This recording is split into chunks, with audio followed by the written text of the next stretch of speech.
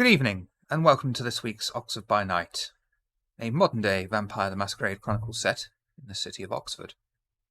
Awakening for the night is Luntre, the clan Tremere, played by Kendu. Please do a rouse check to awaken from your torpor rest. You gain a hunger, that's what you get for going early.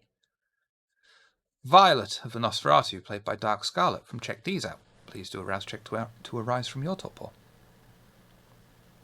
You're also getting hungry tonight. Patricia Wright of the Clan of Kings, played by Astrid from the Cajun by Night server. Please do a rouse check to arise from your torpor slumber. Wonderful. Last but never least, Elfried of the Clan of the Beast, played by Cassandra from the Lamias. Please do a rouse check to awaken from your torpor slumber. Oh, a 10. I passed. And Lucy will be joining us at a possibly dramatically appropriate moment. I like getting to say that. Coterie awaken in a strange, long, cobbled stone corridor. The corridor seems to go on for an extreme length, at the end of which in the distance is a small door. In front of them is a small wooden table, and upon the small wooden surface is a bottle labelled "Drink Me," and a small, delicious-looking cupcake that has a note in front of it that says, "Eat me." The coterie are confused as to where they even are, and what is happening. What would you like to do?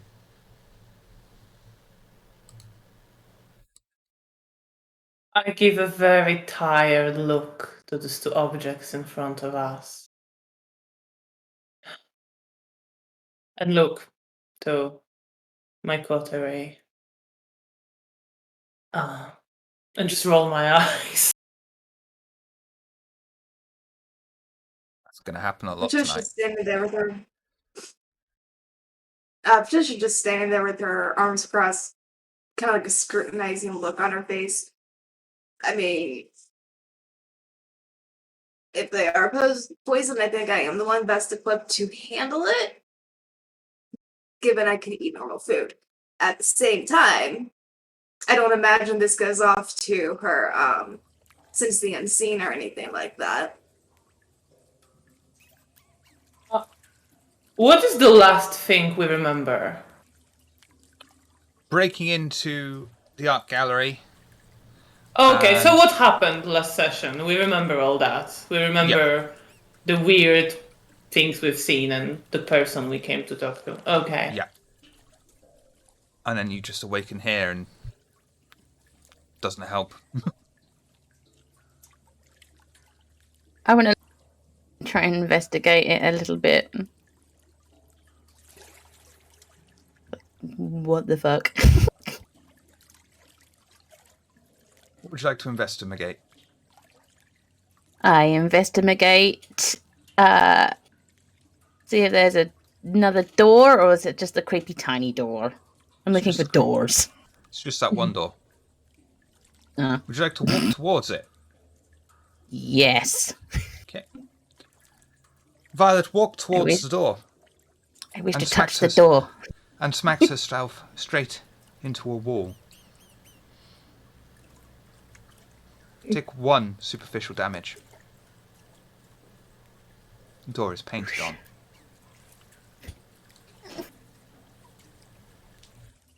Patricia does have... Oh, go ahead. No, I was just... Okay, so the door is just painted on the wall. Right. Yep.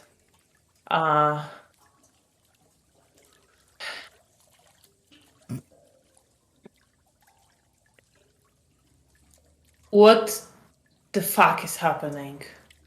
I say to no one in particular, and start looking for the other way in the corridor. What is there if we were to turn around? Is it just a wall?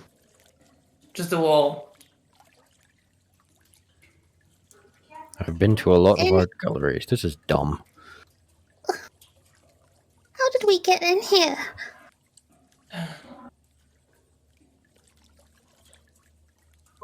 Also, the ladies are a bit endless. I am curious. Patricia has a academic specialty in, what is it? Occupational health. So is there anything that might give way to maybe that these things might be drugged or just might not be safe otherwise?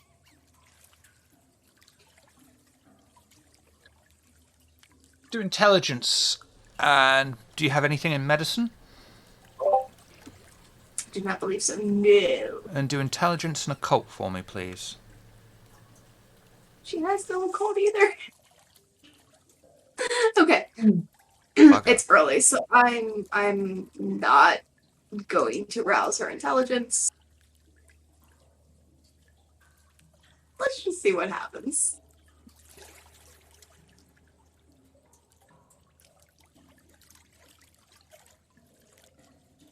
Would you like success at cost? No, no. Too early. Too early. Don't do it. Slap. Slap. There.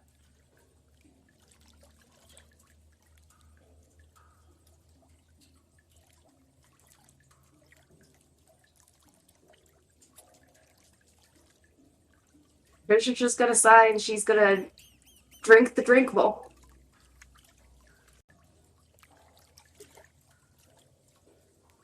Doesn't even need blush alive to do it. Feels good. For Patricia, the room begins to shift, silently, and she realizes it isn't the room that's shifting, but her perspective. The room seems to shrink, and the door morphs, becoming closer and larger, until it is finally standing right next to her at a regular size, and opens outwardly, revealing to absolutely everyone else a path forward that is lined by thick trees. In the distance, the coterie can hear a distant voice, seemingly in high spirits.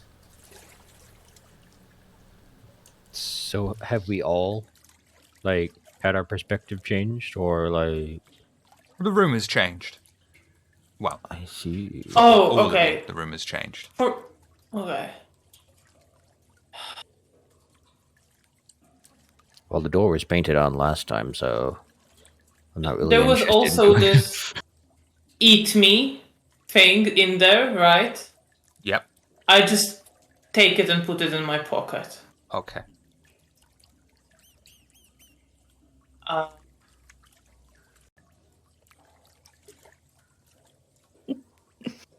Look very. What do we see on the other side of the door? A small path that is between a thick bushel of trees, and you can hear the sound of someone seemingly in high spirits in the distance. Patricia, do you still have your gun? Of course. And she'll just kind of unzip her jacket a little bit. She has it in a shoulder holster.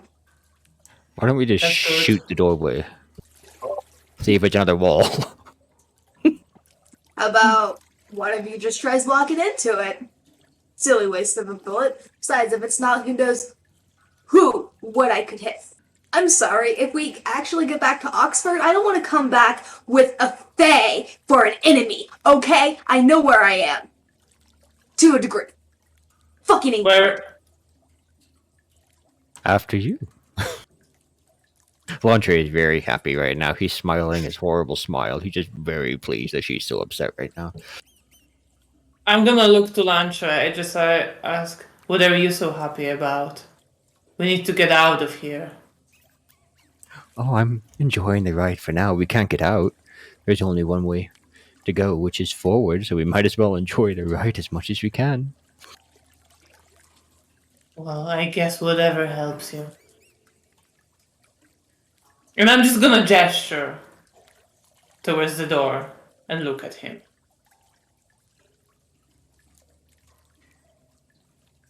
He's gonna look at the doorway, and then he's gonna look at you, and then he's gonna look at the doorway again, and then he's gonna look at you. I'm gonna give him a little shove towards the door. He's gonna Not stumble like forward a little bit super and then just start violent, walking. but stern. Enough to get his ass through the fucking doorway. Yeah. Monterey's just gonna like stumble through the doorway, and then he's just gonna sit down. He's just gonna sit down, right in the middle of the path. Okay. And Nothing Violet's just bad going to start happens. skipping around him and boop him on the head. Come on. I'll get up and follow. Yeah, walk through the door now as well. Everyone proceeding forward? Mhm. Apparently I have to demonstrate the way forward for some reason. The coterie walk forward following the path for a short while. A few stones there are crunching under their feet and cracking, loose sticks that have dropped onto the floor from the tree line above. A cold breeze whistles through the air, sending a chill through their bones and skin. They advance along the path, which takes them to a clearing among the trees. It takes them a moment to fully acknowledge the sight before them. A man in an overly large top hat is sat at a table, pouring tea into an overflowing chipped teacup. Sat at the table is the decaying body of a nigh 10-foot tall man with wolf-like features. Scurrying across the table to and fro, dancing in between cups, teapots, and moulded over fuzzy cupcakes, are several rats. The man with the large hat and tweed jacket continues to pour tea seemingly endlessly into the overflowing cup as he looks up at the coterie standing at the edge of the tree line. Ah! It's you! Finally, you've arrived! You're late! You're so late! Come! Sit down! I'm so glad you finally made it here. It is such a pleasure to see you! Who are you? Who are you? Hi! I'm the haberdasher.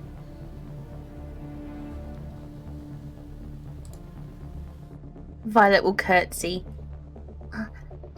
Pleased to meet you, Mr. Haberdasher.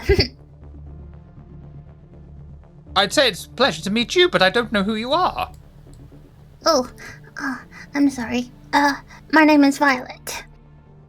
Ah, Violet! Like the flower! Yes. And is this Rose? And Tulip? I can be Tulip. Oh, come, take a seat! Violet will sit down. If the opposite head of the table is available, Patricia will take it. You may call me Miss Wright.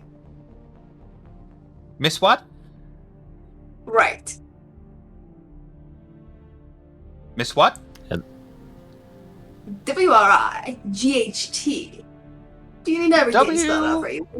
R-I... Why is it W? So it's like you? Laundry is smiling very happily right now. Very well. Suppose we realize who it is you're addressing. Are you lost? Do you know the way forward? I can show you if you like. I'm done speaking with them. She just crosses her leg, gets comfortable in the chair, just crosses her arms, smirks herself. Laundry will give a bow and say she's not lost, she's always right. With 2 U's. Indeed. Well, are you joining me for tea, or are you moving forward? What would you like to do? Which way would you like to go? Do you know the way forward? Are you lost? Do you need some help? What would you like to take tea? What is this place? Well, this place? This is the tea party. This is the tea, and you are the party. I just give a sigh. It's a lovely party. Violet starts trying to play with some of the rats. I call the big one Bitey. Mighty. Do I have my phone still on me? You do.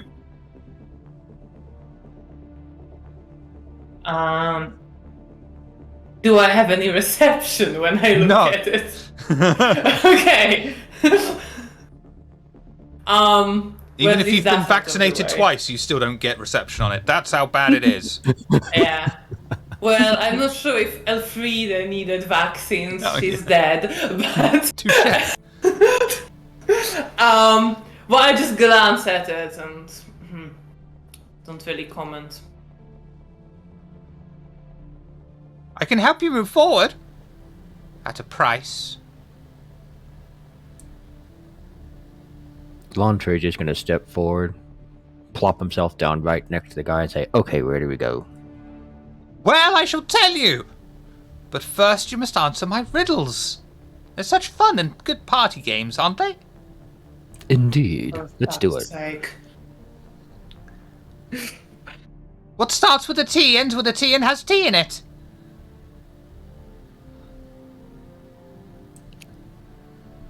A teapot. Yes! Now to the riddles. Launcher's just going to look surreptitiously out of the corner of his eye just to see how annoyed Patricia is right now. I have hands that move, but I can't... Oh, sorry. Just that smirk's still in place. Hasn't moved. I have hands that move, but I can't clap. I stand, but I have no legs. I have a face, but I cannot smile or frown. I am named after family, but I have no relatives. What am I? My dear friend, you are a grandfather clock. Yes! Hard at work day and night, it counts the numbers over and over. Although it counts all its life, it never gets past 12.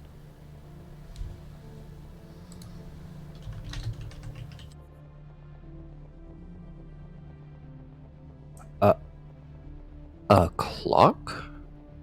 What kind of clock?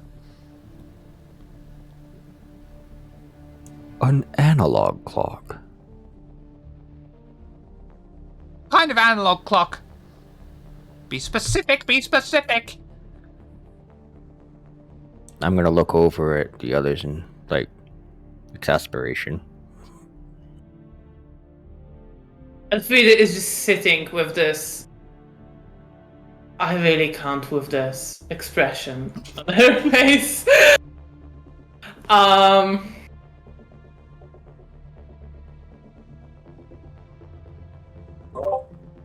Alarm clock? No! A grandmother clock. That doesn't even exist. Now you're just trying to be facetious. Yes, it does. Well, I don't know if it existed then, but... But you're being very close. Try again.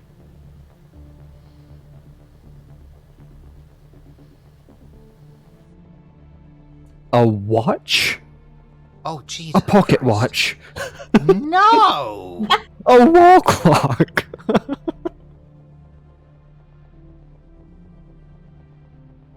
You're not very good at this game, are you? It's a grandfather clock. I'm Oh, gonna look at Violet and I'm just gonna mouth, I like this guy. I run but cannot walk. I sometimes sing but never talk. I always have time for you. What am I? A grandfather clock. Yes! Final one. Why is a writing desk like a raven? Come again? What was that? What? Why is a writing desk like a raven? B. I missed what you said, Violet, sorry. Because it wants to be.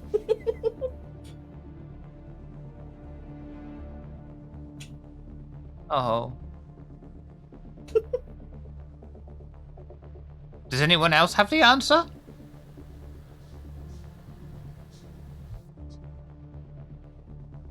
It's not. I mean, I don't know either. I was just hoping you'd be able to tell me, to be honest. Well, no luck here. Very well. I can see you are astute. Perhaps you can, indeed, handle what is to come. Would anyone care for some tea? I'm gonna look at Patricia because she can drink human stuff. She's just gonna look to Violet. Won't you try, dear? Relax a bit.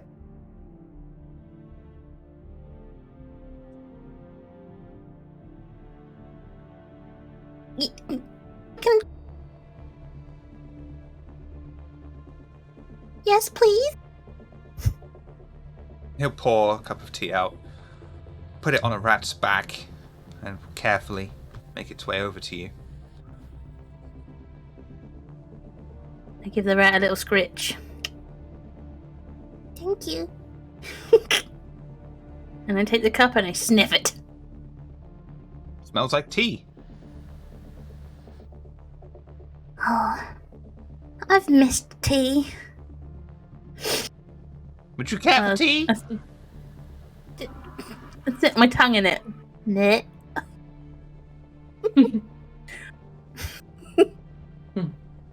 Suddenly our subscription numbers just went up just from that. Mm-hmm. You're welcome.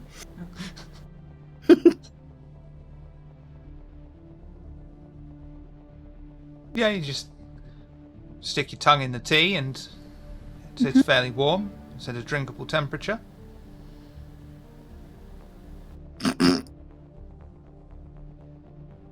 I try Yeah, and sip sip the the cup. tea.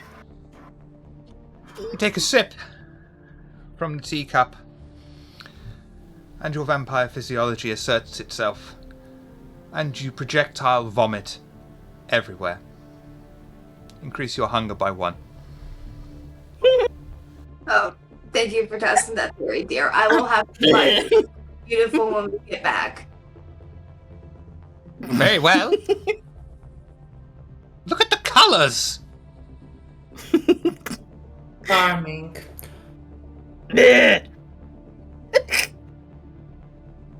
I will put my hand on Violet's shoulders. Ask, are you If I'm- okay now? Her ears are very floppy and very sad down. Like, Oh, I just missed tea.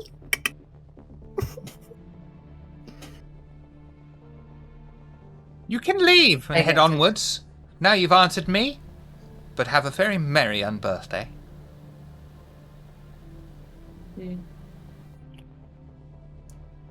Weren't you supposed to provide some sort of direction, information? Ah, yes! Help. That's true!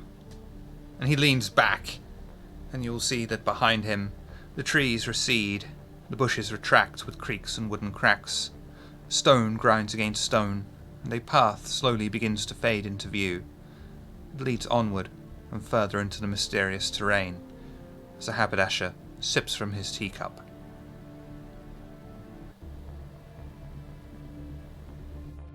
Pinky out, pinky in, pinky out, pinky in.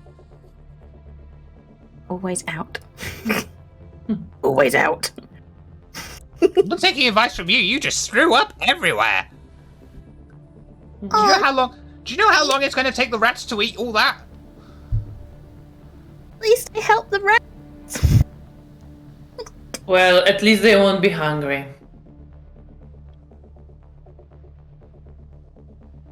Blanche will stand up and pat Violet's head. And as he walks past the haberdasher, he will give a bow and a nod and a whisper, "Thank you for your direction," and walk on.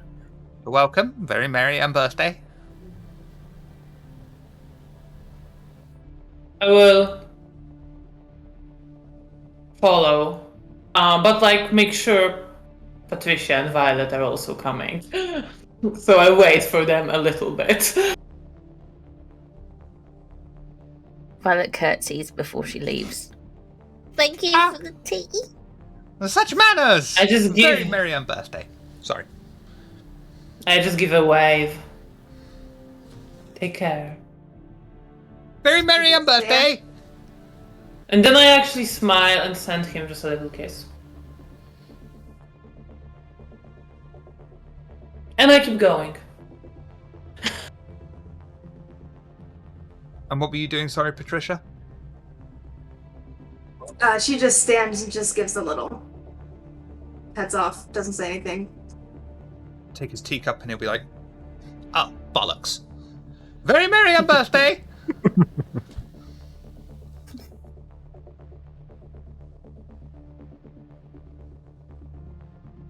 I think because you blew him a kiss, he's just going to be like, watching you go. I don't look back. Damn right you don't.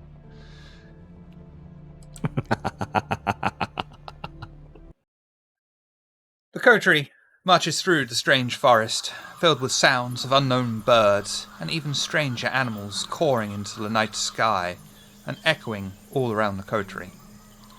Eventually, the path leads the coterie to the top of a small hill where the trees have cleared. The path leads on downwards, twisting and turning with the mound, and leading to a large field surrounded by wooden grandstands, presumably for a crowd that looks inward on a figure of 8 sand and dirt track. The rising noise of a rowdy, excited crowd dances in the air and into the coterie's awaiting ears. With little choice before them, the coterie proceed to follow the path until they finally reach a small guard station just on the outside of the track and grandstands. Is there anything you would like to talk about before you approach the guards? Yes. I will look to everyone. Any ideas? What happened? What's been done to us? How do we get out of here? And I look to everyone but to Lantra the most, because I know Tremere know about all sorts of weird things.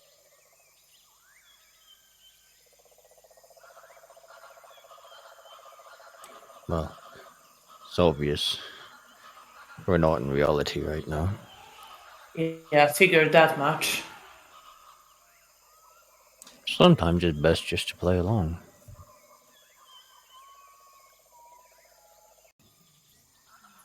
You have much experience in things like this. Storyteller, would I have any knowledge about this? I have speciality in research and academics, but I need my books for that, yeah? I mean, you know what Alice in Wonderland is. I hope. Well, thank you. We're in the middle of a book. If you are familiar with the story of Alice in Wonderland. That's not what it's called. Wunderland. No, it's called Through the Looking Glass. Oh, you're right. Shame on me. Through the Looking Glass, that's the one. You're totally right.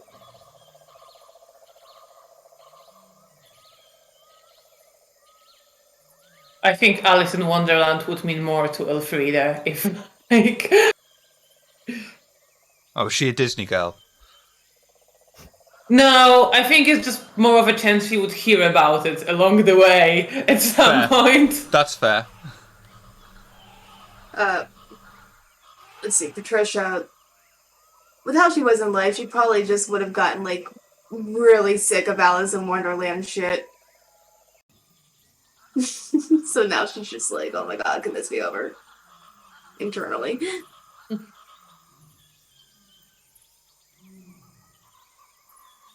And it's very pretty.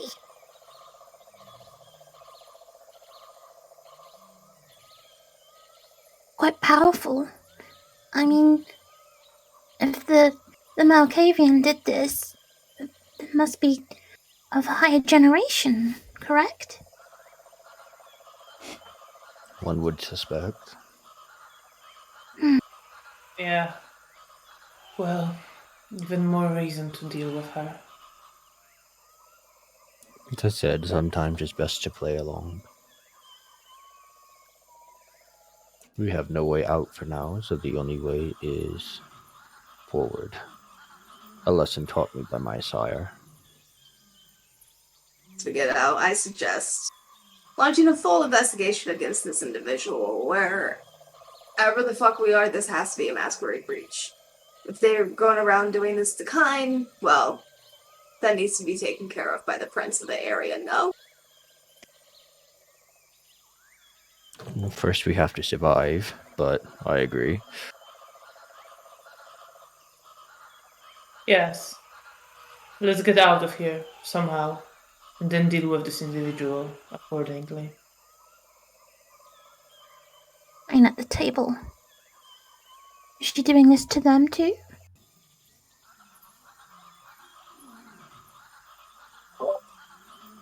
One way to find out. Therein lies the question. Who poses over there?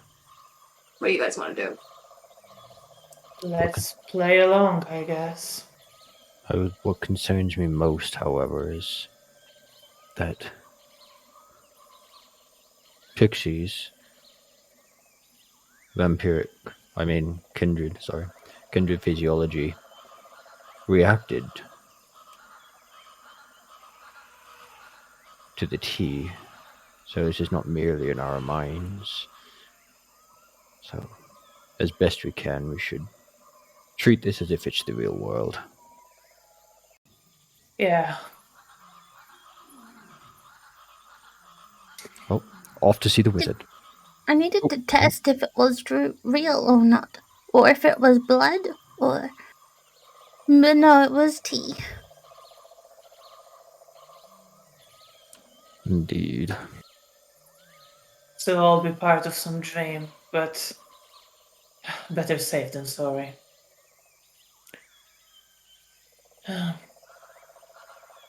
Right, let's check out these guys, and I just gesture to the guards with my head.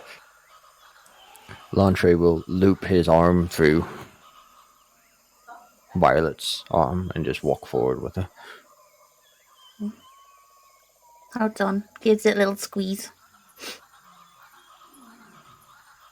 Potential basically stand like behind Montre and God, I'm so bad at names. I'm so sorry, but our gangrel fellow, and just basically like between their shoulders. As the coterie approached the two guys... Oh, sorry. Please. No, sorry, yeah. I just wanted to, stay a little bit behind with Patricia. And ask how you're holding up. You've been quiet back there. Fine, just still not used to shit like this. I mean, yeah, I've been around the block, but at the same time, does it have to be Alice in Wonderland? They're with you. I mean, I've seen some stuff, but some things I guess I never get patience for. It's almost like people can't stop beating a dead horse. Well, let's hope we can make our move that will be just as or more painful to whoever caused that. Right. And Lantre is going to whisper to Violet, "This is one of our more exciting adventures." Like it. Can we come here every year? Oh, well, we'll find out soon. Just don't drink the tea. Don't open the tea.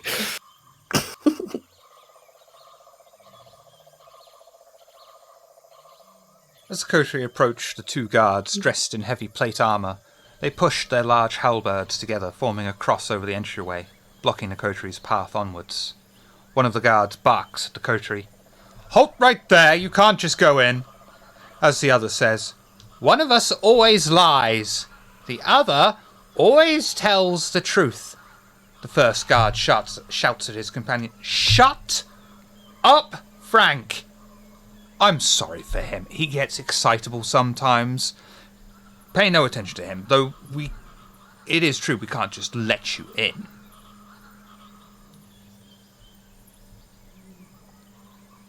Idea. One of us just dominates one of them to tell us the truth, and we just go the right fuck through. Get this fucking over with. But I mean, Elfrida's not gonna stop you. you will Just kind of notice, throw us here. Just stepping something out. else. Stepping out from the path behind you is Lucy, who joins you just in time.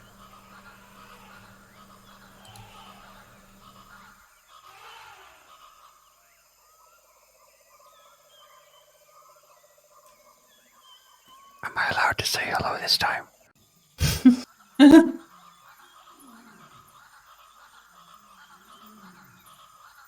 Yeah, if you're asking me. Hello, Lucy. It's a pleasure to see you.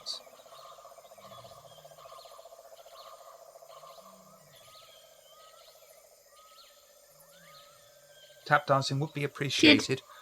While I Can't do. hear you. Yeah, I think you're muted. Oh, and what fresh hell is this? Still trying to figure that out. I think we're in some version of Wonderland. Through the looking glass. Adventures of the Red Queen and everything like that. Yeah, I once had a kid who was a part of summer camp, and for all of summer and even going into the fall, they did each individual play of Alice's Adventures in Wonderland. It was a time, and now Ooh. we get to love it.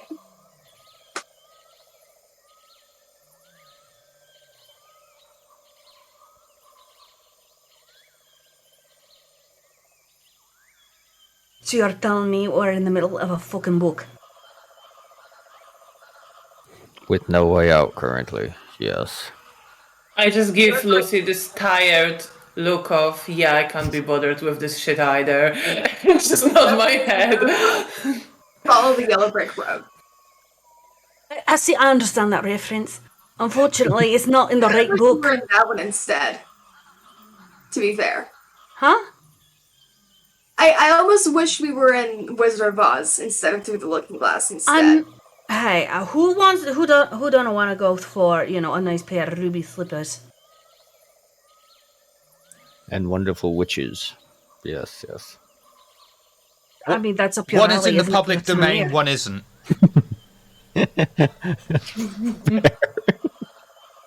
Damn it, public domain. Well, currently, we need to get past these two guards. And I'm going to turn and say, but we already have permission to walk past. Am I able to roll my lying roll to see if they'll let us past? Manipulation, subterfuge. I also have impeccable lies. Can I add a +1? Yes.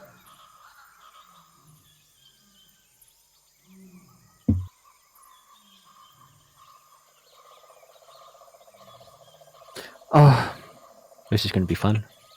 Let's go with it. Oh dear. Let's do it. Mm-hmm.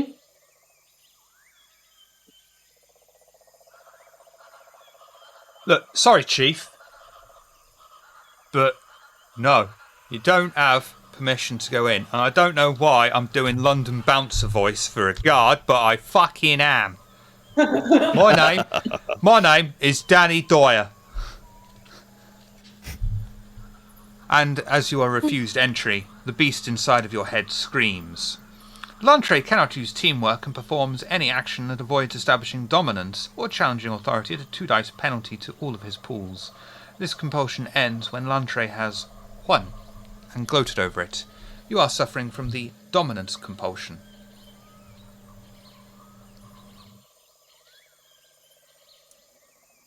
Lancer See, is going to these- give a huff. At least the others asked nicely. But we do have permission to go in. No, you don't. Yes, we do. No, you don't. Just because you don't believe me doesn't mean we don't have permission. Why didn't they tell you can't go through? We're the guards. And Right. who's the superior officer? And how do you know our names aren't on the list? Did you ask our names? Because there isn't a list. None of us can write. Well then, I think we do have permission then. Manipulation and subterfuge, please. Am I able to contribute to that? No, I can't use teamwork. Never No, you can't. mind. This is fabulous. Manipulation and subterfuge. Oh, this is gonna be fantastic. Actually, I'm gonna browse for upping my manipulation because I got 0 subterfuge. I'm just doing the rouse roll, right? Yeah. Okay, cool. Because My Getting that life hunger. is bugger. Don't forget to add, Got by the 2 way, dice though. you can add your resolve and your composure, whichever is higher to your willpower tracker. Okay. So we are doing extra dice. We're gonna do 2 modifiers. And we got 3. I'm hoping they only have an intelligence of 1. Yeah, all right, you can go in. Great, I'm bringing this lot with me. Are you sure you want to do that? Are you sure you don't want to let me in? I'm gonna come up at this point. Smile. Why don't you want to let us in? I'm sorry about him. He's just a bit like that. Doesn't have manners sometimes. I can But actually. we have a permission to go in, and I'm sure we understand each other. All right, let's do this. You wouldn't deny me entrance, right? I don't think anyone could deny you anything. So, can we go in and bring our friends? We're expected.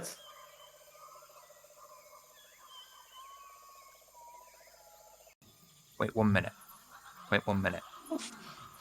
And you'll just He hear them. says that. Oh, just as he said that, Patricia, with her beautiful, she's going to turn on her all. You won't need to, but you're all right.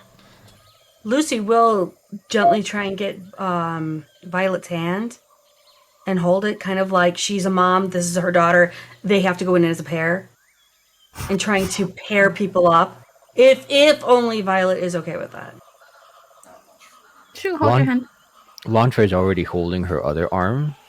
So he's gonna pull her and he's gonna stare at you. He's not happy. I'm just doing it for looks. I'm not trying to monopolize her. She's going with me. Okay, yeah, creepy All old right, uncle Batman. versus mom, whatever. You will hear the guards conferring amongst themselves. Though it mostly consists of just weird random noise, you will pick out the one sentence that's like, yeah, but fucking look at that one. Yeah, but look at that one. What do you think? I don't know. I mean, go with that one first and then swap halfway through. Shut up, Frank. What the fuck is wrong with you? Would you just let them... Yeah, just let them... What about the... Yeah. Please go in. Actually... Thank you. You should meet with the organizer. He needs a capable sort. And you all look pretty capable. You all look really pretty capable. He'll be in the red and white tent as you go in. And the guards step back, allowing the coterie passage forwards. All going forward? Thank you. Yeah, I'm going forward. And as they pass, the guards, they all drop, but Patricia lets, the cane hit, the pavement or whatever, just a little bit harder as she walks past.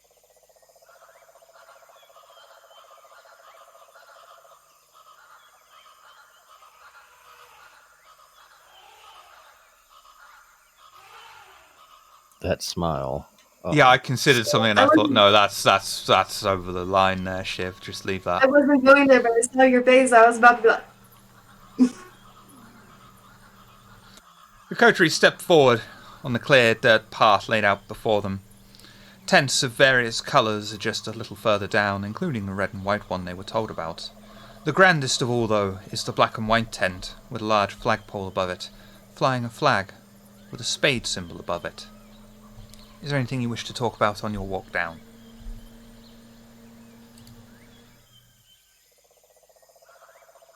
Landry is going to keep an arm on Violet. He's going to pull her and say, "We're going first and I'll take care of this," and just start dragging her along.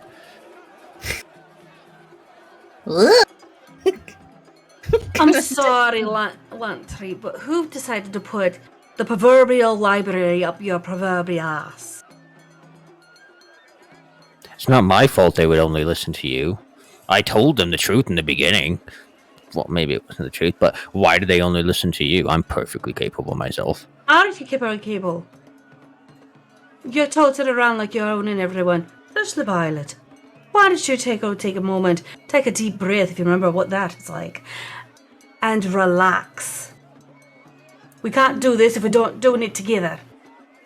Lantre's gonna stop for a moment and say, gonna kind of like look up a little bit, like, nah, I don't think so. He's gonna turn and keep going, trying to keep going. Would I be able to roll for insights to see how Violet is feeling with all this and what's her response to all this? Do for me.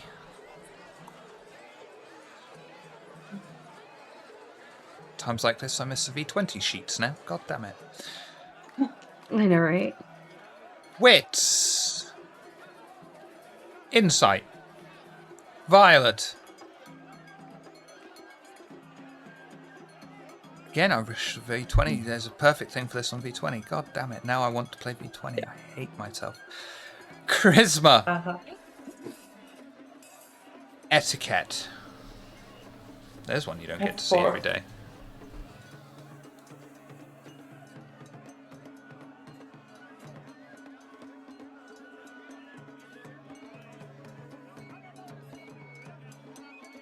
And Elfried will be able to quite clearly read Violet's making of the situation.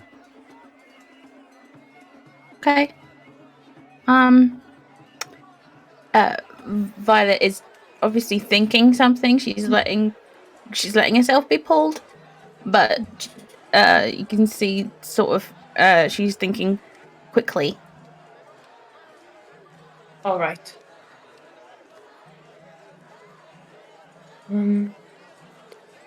Well, I follow them, trying not to stay behind in case because Landre is clearly behaving not quite like himself.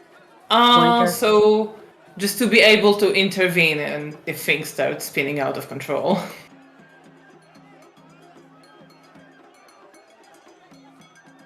And Laundry is marching his happy little arse as fast as he can.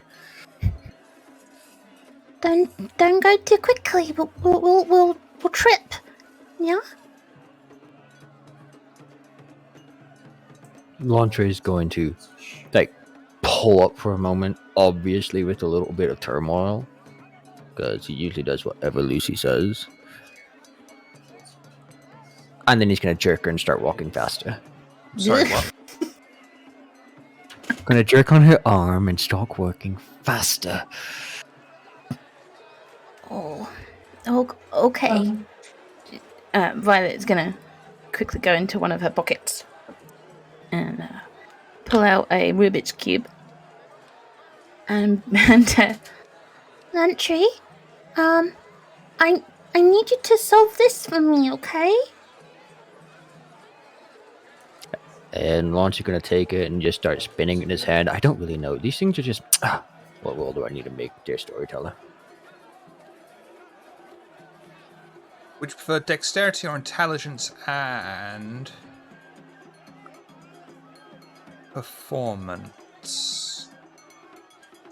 Or insight?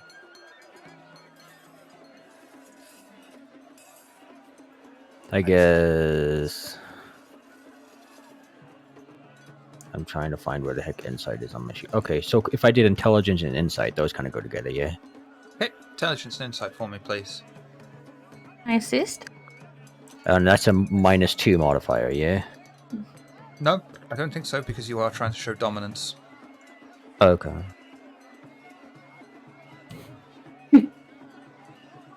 That's roll 20 fucking up. You can do that again, Yeah. please. You can re-roll the 2, 4, and 2. I have to get a critical though, right? No. Oh, just a success? Yeah, because you're confusing your clan compulsion with dominate. Oh, perfection or whatever. Okay. Okay, yeah, I'll re-roll it then. Okay, burn a willpower. Roll 2, 4, and 2. Yeah. And eventually, Lantre will be able to solve the Rubik's Cube as you walk along the path. What we need to do now, Lantre, is gloat about it.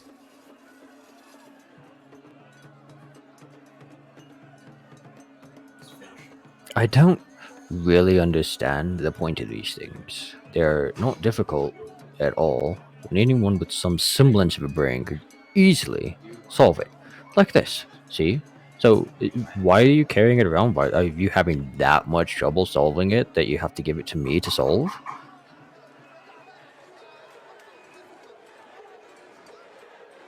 You're better at that than I am. Yes, I am.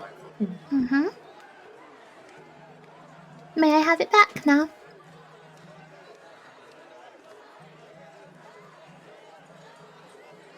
No, I think I'll keep it. Let's put it in my pocket. Okay. Violet will smile.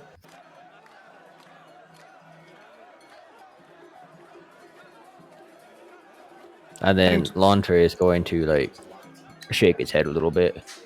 And a little bit sheepishly, he'll take the Rubik's Cube and just hand it to Violet, but not say anything. Her smile gets bigger and takes it and puts it back in her pocket. And he can pull his cowl a little bit lower over his head and not look at the others.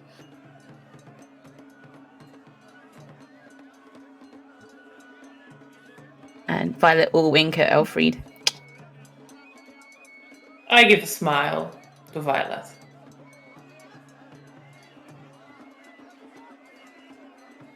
Heading towards the red and white tent.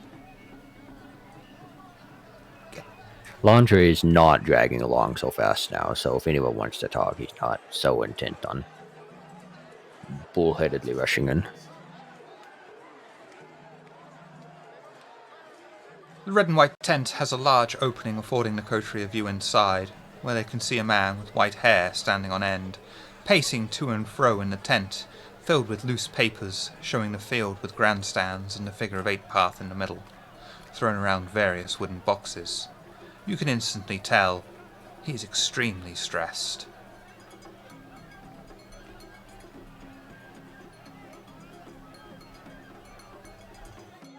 What would you like to do?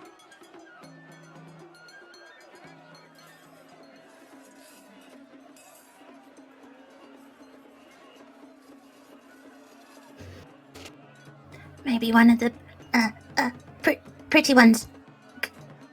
Sort him out,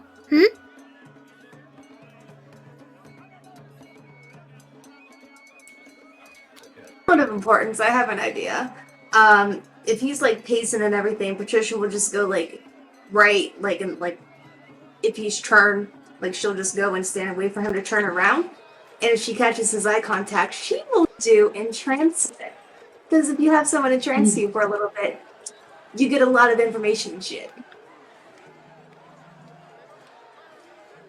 Show me entrancement, please.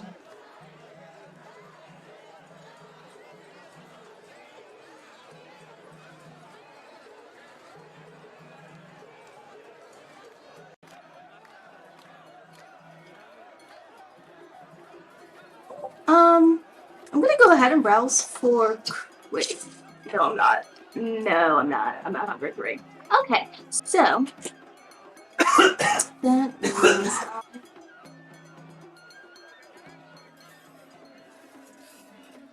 Quite dusty in this tent.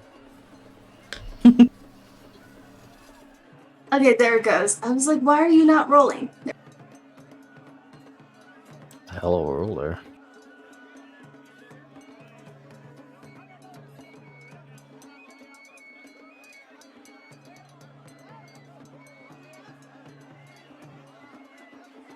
Wow.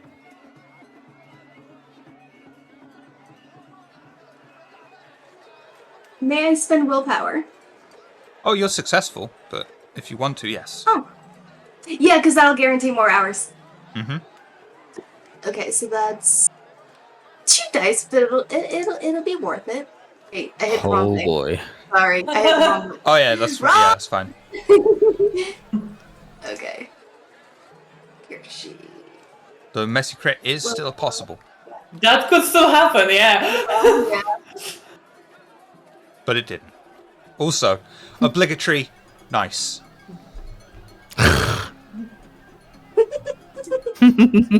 Nice. The man will just wander over, entranced.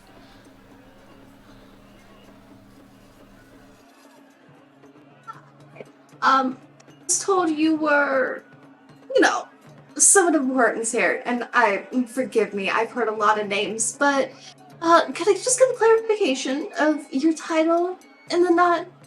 We are here to help. Thank the Queen. I need help, and you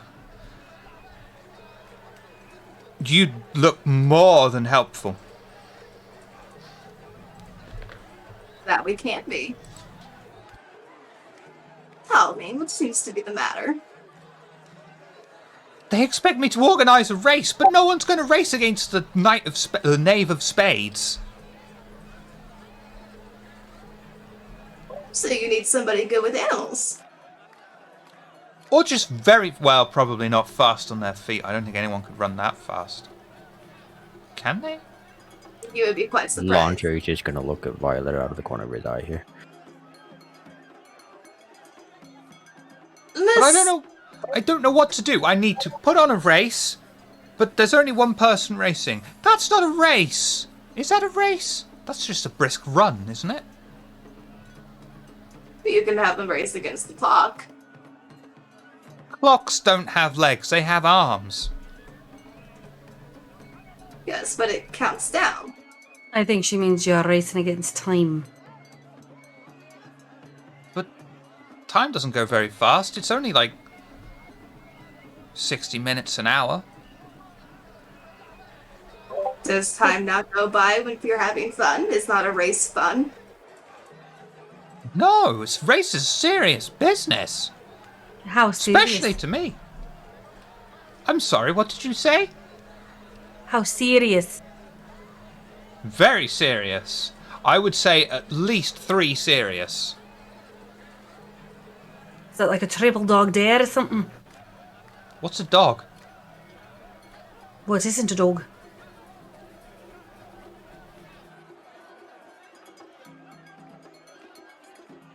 Would you race for me?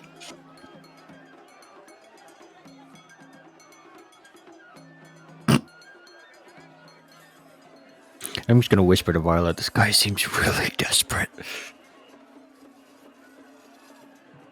Does that mean What I have to run? Yeah. What happens? Running! No. You will have the mightiest steeds available in the land. And as payment, anything that I can do. Oh, God. I regret writing that now, especially under entrancement. And he will look at Patricia and he'll be all like, anything I can do, I'll do.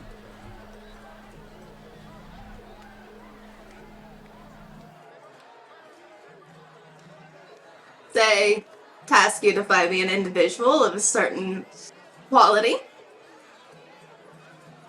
Well, I'm right here. No, you don't fit the bill. My name's not Bill.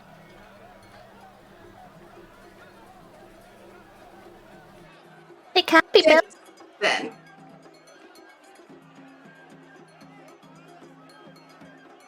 I mean, what do you want? Anything you want, I can do. I can tell you right now, just looking at you. I'm sorry, Chip. You don't have the taste I'm looking for. Alright, it's not the And there first ain't time a I've damn heard thing that. you can do to change that. Well, anything else I can do for you. I am the organizer. Right, which means that you have access to those that I need. You are showing by coming to us to put this race together that you do not meet my qualifications for what I need. So, But you what is it obviously that you have need? connections. You don't know what it is that I have access to if you don't tell me what it is that you need without having access to it in the first place, because I am the organizer. Your top waiter. Possibly one that serves the royal table. I just... In a sense. 5 minutes.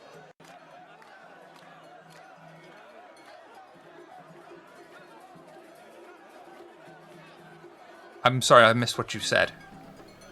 Oh, yeah, just like 5 minutes. Just anyone that's a server, preferably someone from the royal tables, preferably somebody that has that star quality. Just 5 minutes of their time. So you want to see the Queen?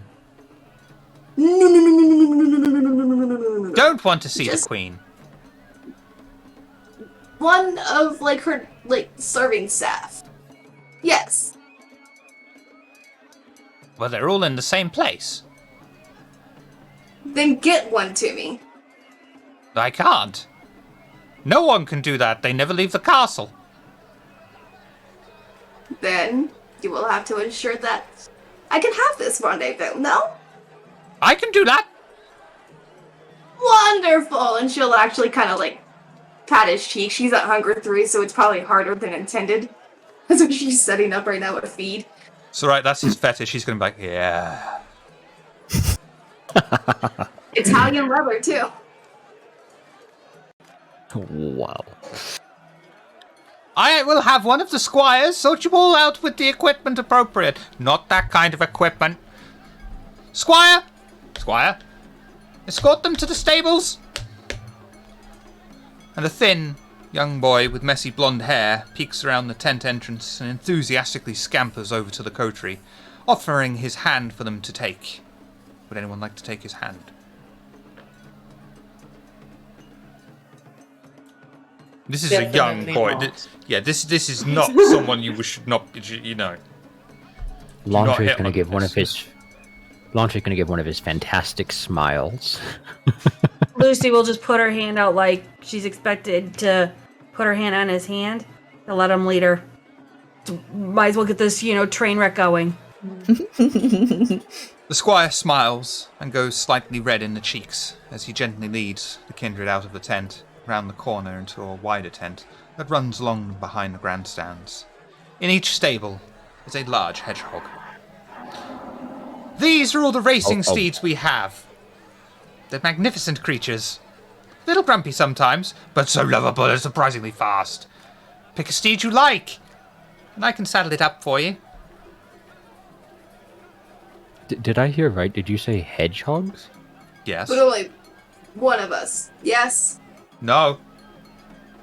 5. Oh, 5. 5. 5 Are you hedgehogs. fucking kidding me? No! I'm not wearing my riding gear. That's alright, we will provide such things. I mean, just be careful how you sit. You might feel a slight prick. And he looks at Luntre, but that's probably not new to you. I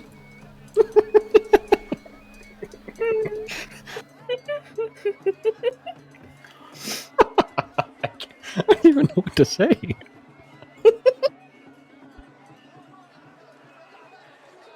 Just expect to be getting poked often. Okay. Violet goes over to a hedgehog and starts giving it its It'll face. Roll. Would you like to roll for it? Or would you just like to have it? I want it. Just want to love on a hedge pig. You can just love the hedge pig, but you can also roll charisma and animal ken on it. I don't have animal kin. I have charisma though. I'm gonna roll charisma. Charisma and animal ken for me, please. I don't have any animal kin. My name's not Ken.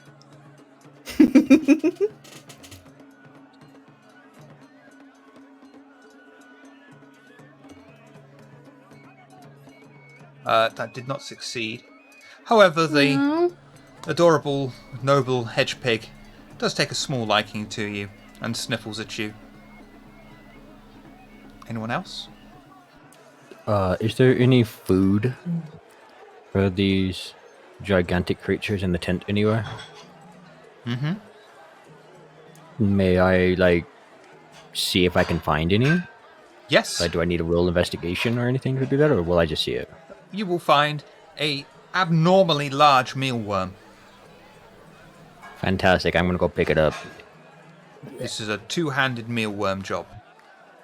Fantastic. And I'm gonna bring it over to the hedgehog. Okay. Charisma, animal Ken. I'm gonna rouse.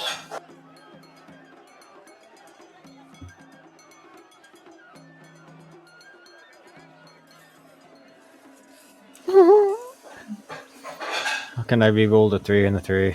You can. Okay, it's not just gonna one of those nights. The hedgepig will sniffle at the ginormous mealworm and greedily eat it from your hand. It gives us almost purr-like noise to you. Next. As this is going on, I'm just gonna look to Lucy and Patricia. I thought we seem to be in this Alice book, right? And the Malkavian we came to see is called Alice. Shouldn't we just be asking these weird creatures for Alice in case she's somewhere around here?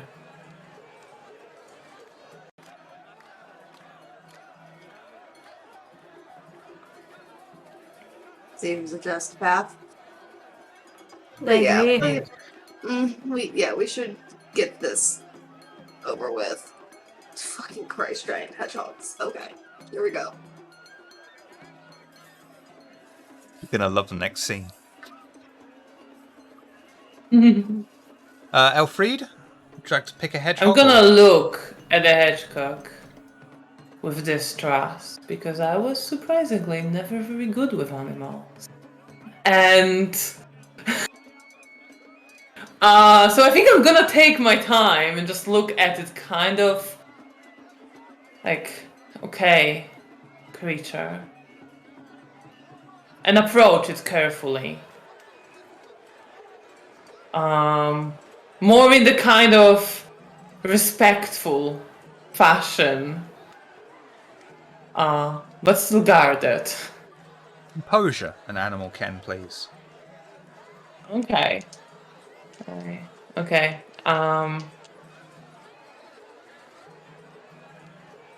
I hope this one's successful, to be honest with you. I got 2. Would you like to do any rerolls?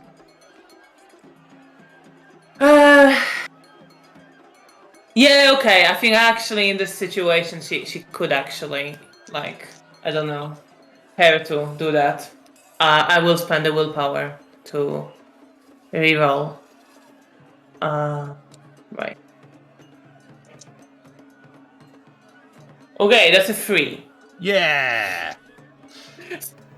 And you will approach the oversized, amazing, gorgeous, elegant creature, and it will sniffle at you and seemingly lick at you. You've made a friend. Lucy. Yeah. No, I think, like, Elfrida looks genuinely almost surprised at it at first, but then just rolls with it. Lucy just kind of goes,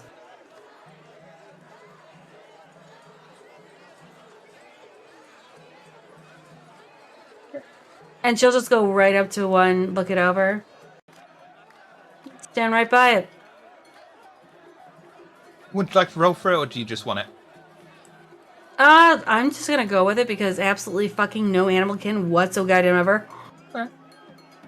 She's ridden horses most of her life, but you know. Never a hedgehog? No, sadly enough, that doesn't happen in the real world. Funny. What the fuck the real world's problem is? Patricia! Well, I mean, She's just probably gonna grab, like, a bucket of oats or something. Like, I don't know what hedgehogs eat. And she'll, like, she has, like, let's get this over with thing. Like her, she doesn't have any animal kin. Don't want to rouse anything or blood surge anything right now.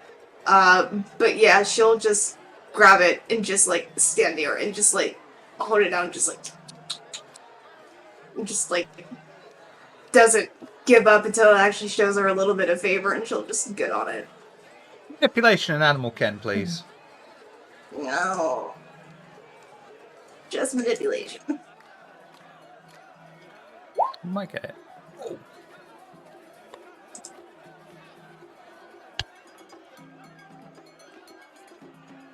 Would you like success at cost? Yes, can I have an adventure trying to feed on an animal? Patricia holds out the bucket of oats at arm's length. The hedgehog shows little interest in it. In fact, it just snorts inside of the oats, blasting them across everything, including covering Patricia in said oats. Patricia then feels a small tug on her arm as the hedgehog pulls her in closer and begins to lap on her cheek.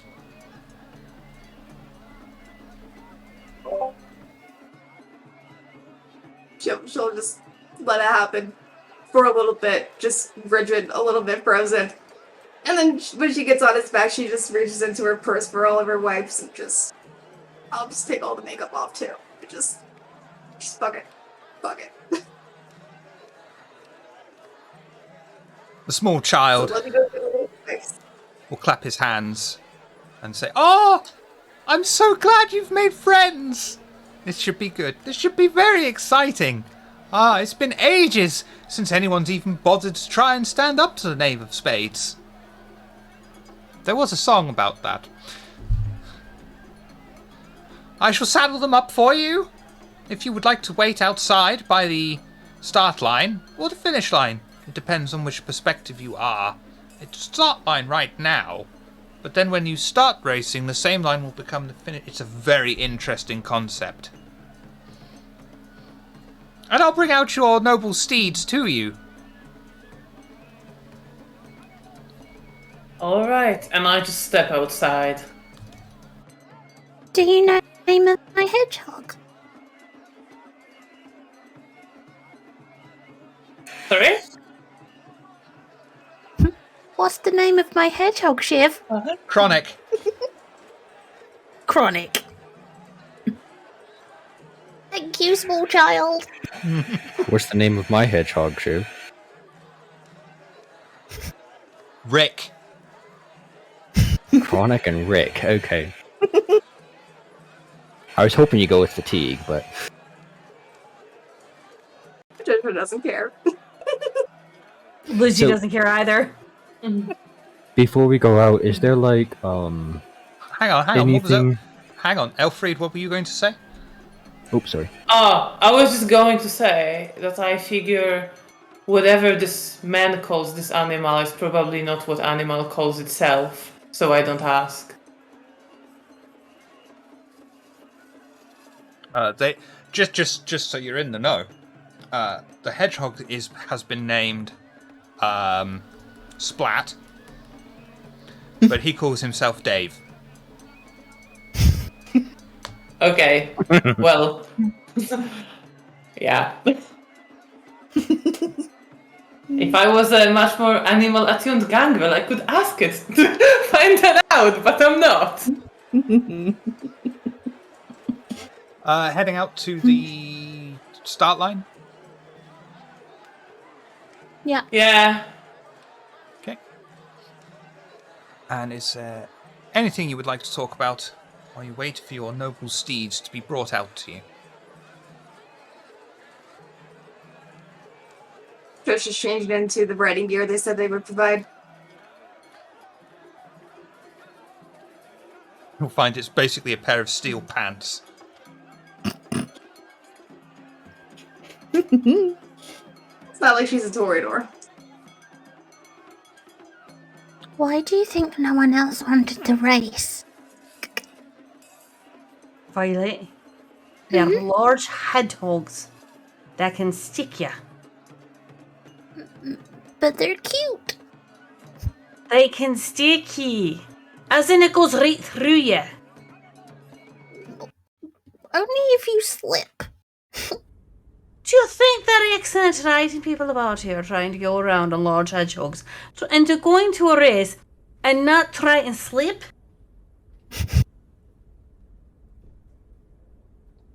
I mean, if we're gonna go for a right round about it, I mean, why don't we just go about it, you know? But Chronic's a good hedgehog. I'm sure he's an absolute gem. But the sooner we actually find Alice and give that lovely individual whatever attention they're wanting, the sooner we get back. Because I'm sure this was such a great... She's trying to struggle to say this without, like, the sarcasm dripping from her mouth. I'm sure this is such a great story that we all just want to hurry up to the end of the book so we can savor this moment. Yeah. It's now just a little bit. I got things to do, places to be, people to either decide they die or they live. You think I got time enough to go around a book and try and find some crazy, he was English, wasn't he? Crazy Englishman's mind and all. It was controversial when it came out. The book was. Mm-hmm. Not to mention the writer, even more so. Mm-hmm. He was a dandy of a man.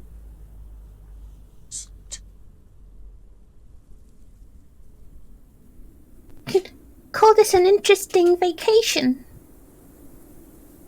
Who called that an interesting vacation? He did. The book. Being in the book.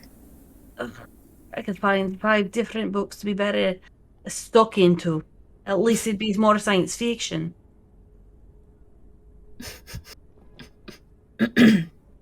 Violet's going to skip as she walks because she's having quite a bit of fun.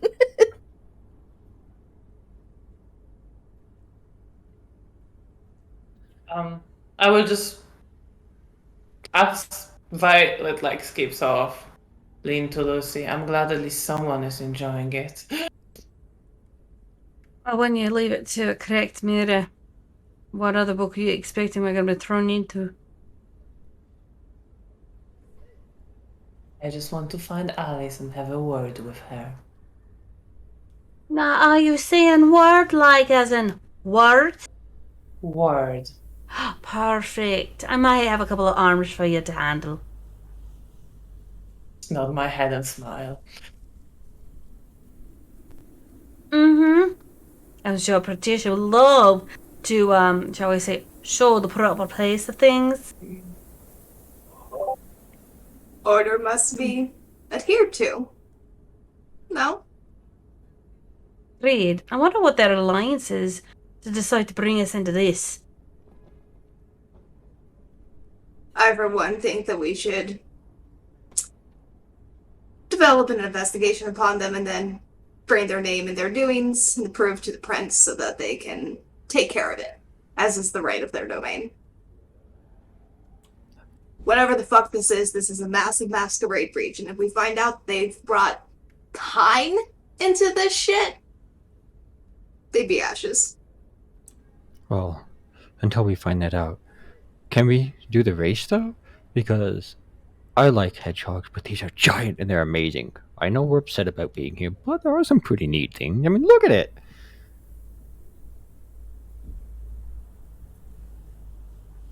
Forget the llamas. Jeez. Oh, a hedgehog. I'm just gonna keep my mouth shut, goddammit. He's a Tremere. He's gonna find a way to genetically modify a fucking hedgehog to be this side of the real world. Oh, okay. You will have your own haven and will not be brought into the coterie haven, understood? I think our coterie heads can agree with me here. Yeah. No matter. What do you mean, no matter? Oh. Doesn't matter, I can still have one. As long as I can have one, I'm happy. I want to find Alice and see if you can find a way to get one. Go to a pet shop. I don't want pig. Oh, a hedge pig. The shop should have a hedgehog in it. Not this big. Look at this thing. Have you ever seen anything this big? Look at this. It's amazing.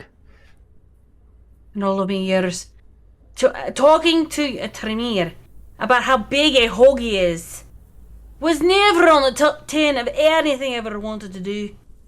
Well, being stuck in the looking glass was never on my top 10 either. But here we are. I really think we should have gone with the option of Wizard of Oz. Could have found a tornado and thrown you in it. We can It ask wasn't Alice rough. about that when we find her. Choi, when are we looking for her? Well, let's do the race then and see if we can find her. Winning the race was the necessary prerequisite, I guess, for us getting into the castle. So, I mean, we could have just talked him into letting us get into the castle. I mean, we could still do that.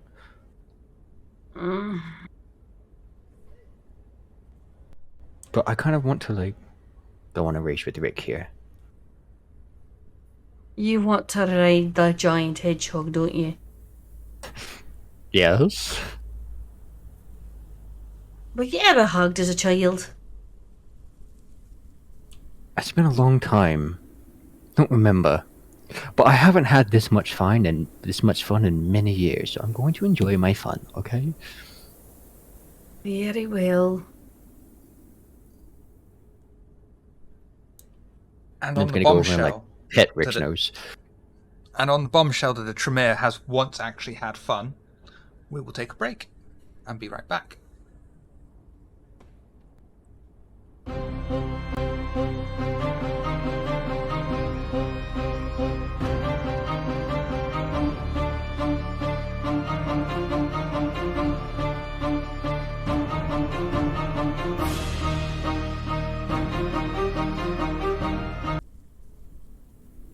Two successes. Not much. You know what? This is the Halloween game. I'm going to rouse for dexterity. Oh. Wonderful. I'll hit it too. This has some setting. Okay, so drive. That's gonna be like dex +3. Number 4.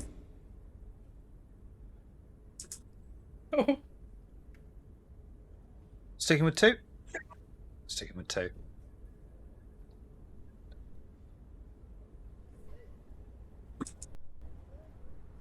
I'm assuming that's just the roll 20 being weird, or did I just get the misfail?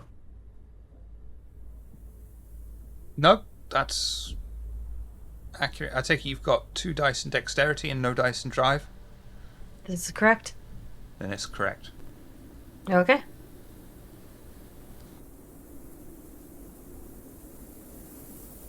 Hey. No surprises there.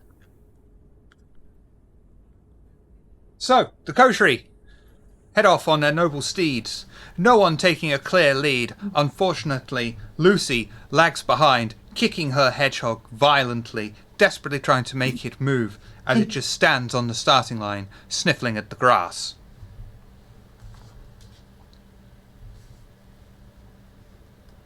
Violet. Same again, please. Again? Mm-hmm. Me. Elfried? Can I rouse now? Yes. Yeah. Okay. That's a success. How many successes? Oh, success on a rouse, so I don't Oh. get hungrier. And now I'm gonna roll the thing. That's 2 again. Patricia.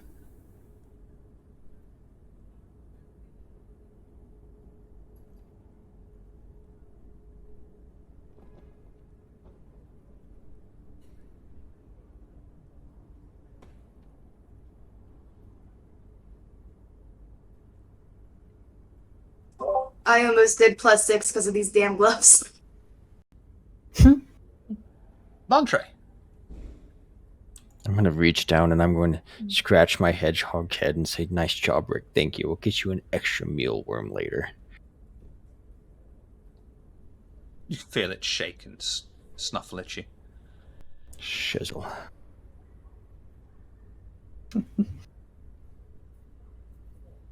Fine. Lucy. It'll be fine. Not really. Nope. Still just sitting there at the start line. It's like, I really hate this. I really hate this. That's not the somber pride feeling, boo boo. Lucy's Yeah, hedgehog she wants shuffles forward ever so slightly, about a centimetre forward, still sniffling to the ground, as if it's caught hold of something in its snout and wants to dig deep into the ground for a mealworm. Violet, Elfriede, Patricia start heading forward still, their noble steeds pouncing forwards, then them just about keeping control.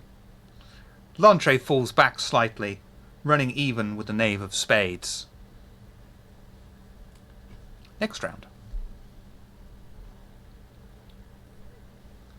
Beginning to wish I hadn't made this extended task when you're all rolling 1s and 2s, including me. If I rose, does it stay for the extended task, or is it just for one roll? Just for one roll. Okay, right. Okay.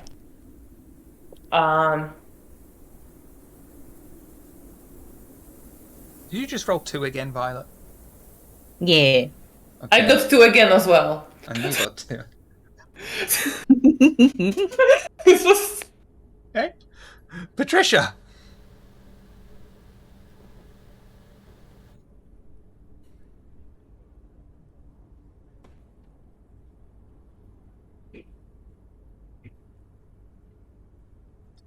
Okay. L'entrée? Oh! Caught up. Lucy, is your hedgehog going to do imagine anything? Gallantly riding on the hedgehog. Hey! Yay! And knave.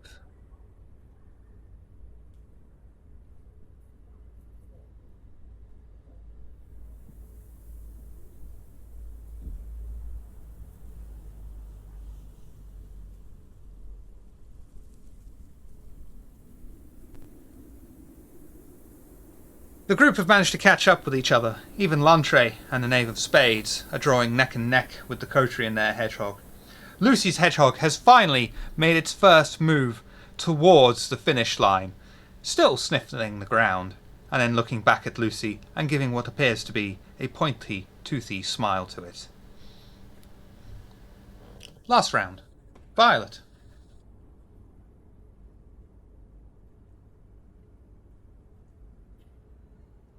Boo. Elfriede. I'm gonna do another rouse for this. Okay. Because why not? Because no one ever takes Yeah, strides. that's a success. So let's see if I can get. Yeah, I get 4. Damn. Patricia. Again, because this is the Halloween game and I'm currently prepping for a Bahari game myself. Let's see if the Ventura hits Hunger 5. Wrong button. Okay. Check that. Hunger 5 achieved. Oh no! Oh God! I'm gonna eat a hedge pig. Humanity 6, it's fine.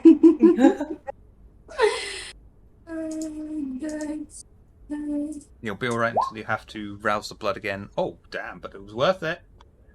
L'entrée. Oh, the heck with it. We'll do a rouse too. Okay. Arouse us, L'entrée. Oh, wow. All right, Rick, let's go. Let's do it. Jesus. Lucy! We're dancing with the devil right now. Nice.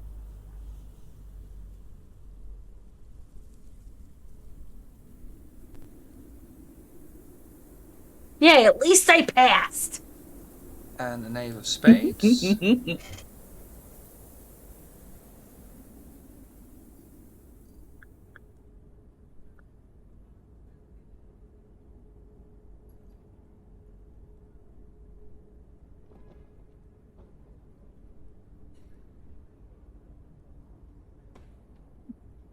Elfriede and Patricia cross the finish line at the same time, coming in first position joined together. Violet comes in afterwards, alongside the Knave of Spades and L'Entrée.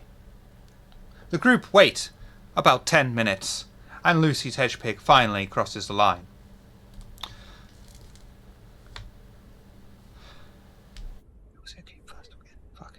Elfriede and Patricia are asked for approach upon the standing ovation to receive their medals of awards. The crowd once more lets out cheers, whistles, and waves. The Knave of Spades dismounts from his hedgehog, and behind Patricia and Elfriede, they don't notice that he unsheathes his sword that has been brought back to him, and begins to sneak up behind them, about to bring it back down on the backs of their skulls. Lucy, Violet, L'Entrée. Is there anything Arms you'd of like to do? Ahriman. Grabbing him. Rouse check for me, please. Okay.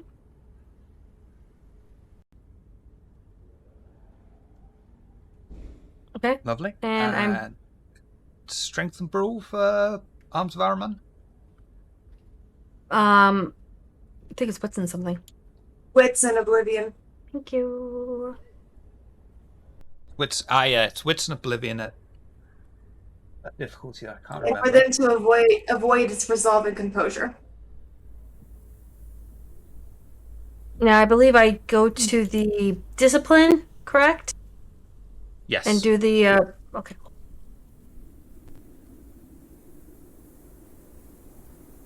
Nice. Thank you. Very nice. And then Strength and Brawl, because it's a grapple maneuver. Mm-hmm. Of course, I've only got, oh, fuck my life. With Oblivion, it's specifically, I know you're a storyteller, but yeah, it's, because it's not exactly a brawl, it's, resolve and composure. That's to resist it, but when you're doing the grapple, it goes into Strength Yeah, and Brawl. yeah. One more rouse, because I have, like, only 2 strength. And no brawl. Alright, that's fine, we're good. Strength. Plus... dos? I'll take a 2, it's fine. Maybe it won't. Should I reroll? Up to you. Alright. I'll reroll. And that's a WP reroll, correct? Yeah. WP reroll button underneath the willpower tracking bar. And you can reroll. And I'm rerolling 2 dice, right? You can reroll the 7 and the 4, but the 7's already a success. So then just reroll 1. Yeah. Reroll the 4. Okay. Ah, bugger. Oh, wish I would do that, kid. Sorry. What's your hunger level? I have just hit 3. Would you like success or cost? Yeah, I gotta save the coterie mates. Okay. Lucy manipulates the shadows around her and conjures forth tendrils that jut out and enrapture the Knave of Spades, holding him down and restraining him. I'm going to give him 1 damage for that. Violet, L'Entrée, you can still act. This guy is restrained, so he can't do much. Does he have backup? Is anyone like backing him up, like joining him? Not even his hedgehog. Not even Hedgepig. Okay. If the tendrils have it, then I'm just gonna go up and just hiss very loudly, and just to warn the others. If he's coming up behind them, just to warn them. Lantre?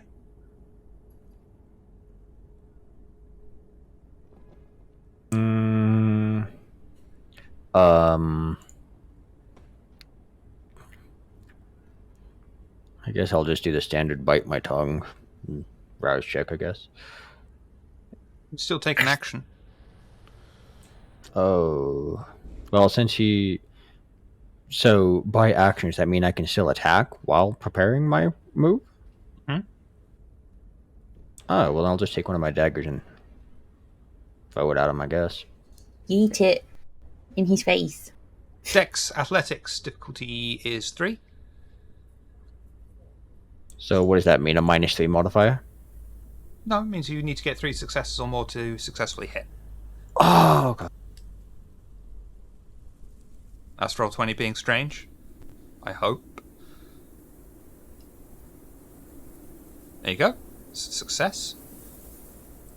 Lantre pulls out one of his daggers and throws it through the air. It impacts with a wet squelch into the black knave's shoulder, embedding itself deep inside, letting a few droplets of blood splash out. You do 2 damage, however, and I am very sorry, as Violet alerted Patricia and Alfred, Patricia would have seen this blood splatter. Do a frenzy check for me, please. Oh. Oh. Difficulty 3.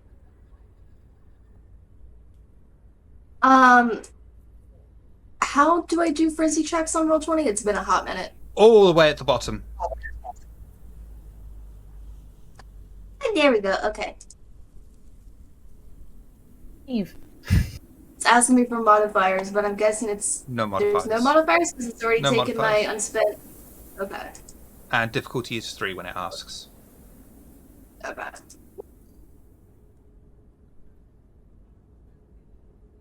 You are in hunger frenzy. Alright. Oh. You seek out the fresh human blood from the closest source, which might well be Elfrida. What if I could just give her I mean- the... Oh, well, okay. What if I just turn around and go, here? No, let's go at it. It's gonna be fun. Oh, He's in frenzy. I'm holding fresh.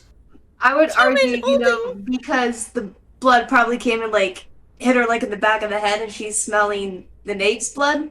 She's just gonna fucking pounce on him. She doesn't have story and leap, but like as she goes, she's just bringing the gun out and just like low kind of pounce sort of thing. Do a willpower check for me.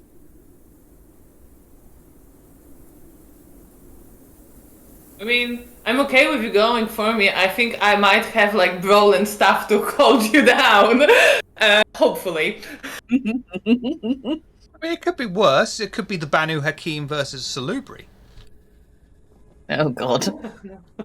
Yeah, I'll let you go for the knave. For a willpower with 3 successes, I'll let you go for the knave. And he is restrained. So, do your feeding roll for me, please. Oh, and with him restrained, that just like snaps with Hunger 5, Brawls of the Beast. That's even more of an easy target for the hunter. Okay. For this particular feed, how would you set up that pool?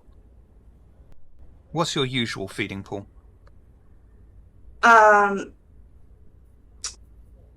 Dex in Larceny, I believe, because she's a Sandman. You dex and brawl for me, please. Yuki. Just moving the shadows out of the way. And feasting on the warm Four liquid dice to inside. hunger. 4 dice to hunger 5. Let's go. Would you like success at cost? At this point, yeah, some of this like venture pride, like how fucking dare you, is coming through. What is your feeding preferences, Venture? Hers, kind of like she was explaining to the gentleman earlier, essentially somebody, if this were the real world, she would, find like an owner or like manager for the head and house or like a night manager of like a hotel or a bar/restaurant of, notoriety and that like actually knew their shit, was actually dedicated, just like cream of the crop for that sort of thing. I think the knave's going to pass for your feeding preferences. I think he'll be all right. Copy that. Okay. Patricia, overcome by bloodlust, extends all 4 of her fangs and pounces on the man restrained by shadow tentacles. Plunges her fangs straight into the flesh and feasts upon the warm liquid inside, draining every single drop until the man is no longer restraining against the shadows. You may slake 5 hunger, and the desiccated husk of a man drops to his knees and forms into a dust that is picked up in the air. But you will also take 2 humanity stains. Lantre's gonna clap a little bit.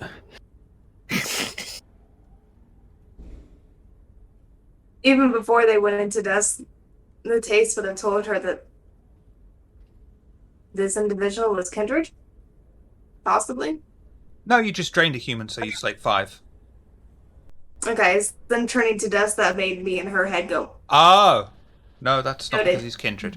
But your character doesn't know that. Yeah, I just look to this. Concerned. what was coming to them. No. You okay, Patricia? I'm the best I've been in months. Oh. After all, I got another little fun thing to hang around my neck, and it was quite delicious. I wonder what else he did besides gallivanting around on prickly things.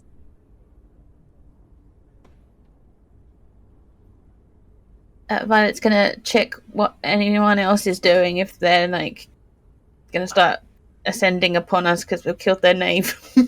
You've got a few moments just to talk amongst yourselves before things happen. Right, because I want to look to the direction where me and Patricia were going to like get medals or something. Is there some kind of visible reaction from important people there? They're kind of just this.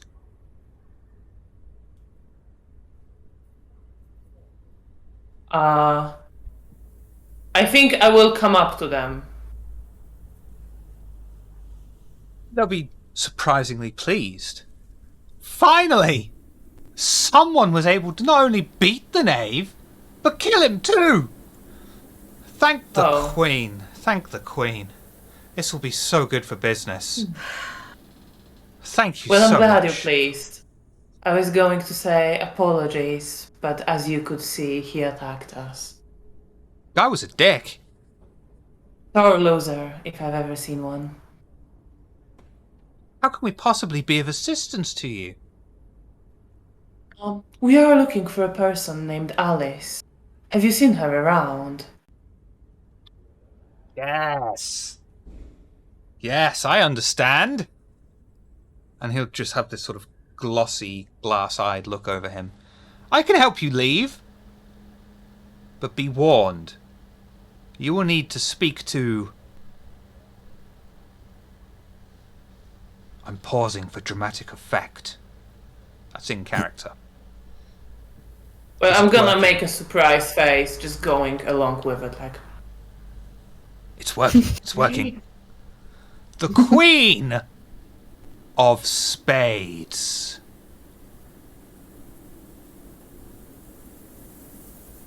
She married a man named Doug. Well, I'm sure it's going to be a great honor. How can we... Can you arrange that? You will find her in the castle. The way is over there for you to take. As he gestures behind you, a gap between the grandstands, you can see a path forming that leads into the forest and a large, foreboding castle off in the distance. And the Queen will be able to help us find Alice. That will help you leave. That will make you leave. All right, well, thank you for your assistance. Can I go with you?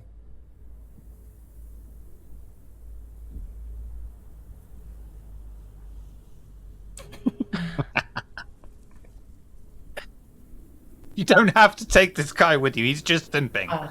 Yeah, I think you have your business that now should improve, to take care of.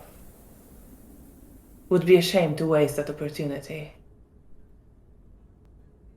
Can I go with her? He was pointing at Patricia.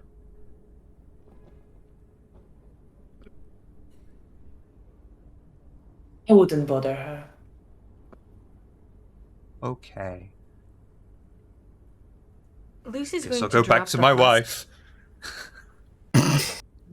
Lucy's going to drop the husk, go like this, and as he's saying, I guess he'll go back to his wife, Lucy will go, I mean, if you really want to be an assistant, I'm sure he'll be taking people for experiments. And she'll just thumb her to Lantry. Lantry, give him your smile!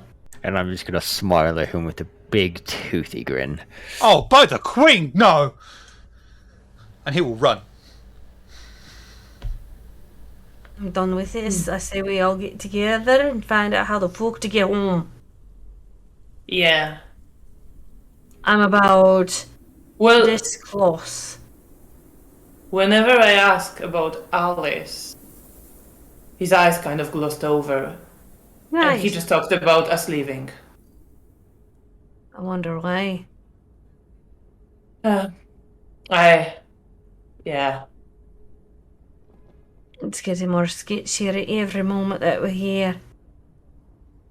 Well, yeah. Shall we? He indicated that direction. I have no idea if that's a good idea to follow or not. You know what? Don't know until we try, eh? Yeah. Patricia, how you feeling? Absolutely superb. You feeling that Kingsman blood in you? Always. I mean, like, is it real rich and ripe? Well, take down a queen now, do you? I mean, it's only fitting. Royalty meets every day. Especially in realms like these, it would seem. And I did just went alongside this lovely here. So, let us not hold private court with the queen. Sure, let's go. Laundry's just over there petting Rick. Just like, good boy, good job, you did well. Yeah, Violet says goodbye to Hedge Pig. They really appreciate the stroking there. They're shaking their heads and letting you give them scritches under the chin and things. And you heading off towards the path. The two hedge pigs will start to follow you a bit. I mean, I'll slow down so they can keep up. I don't mind. And then the moment you step onto the path with the castle in front, they'll just stand completely still.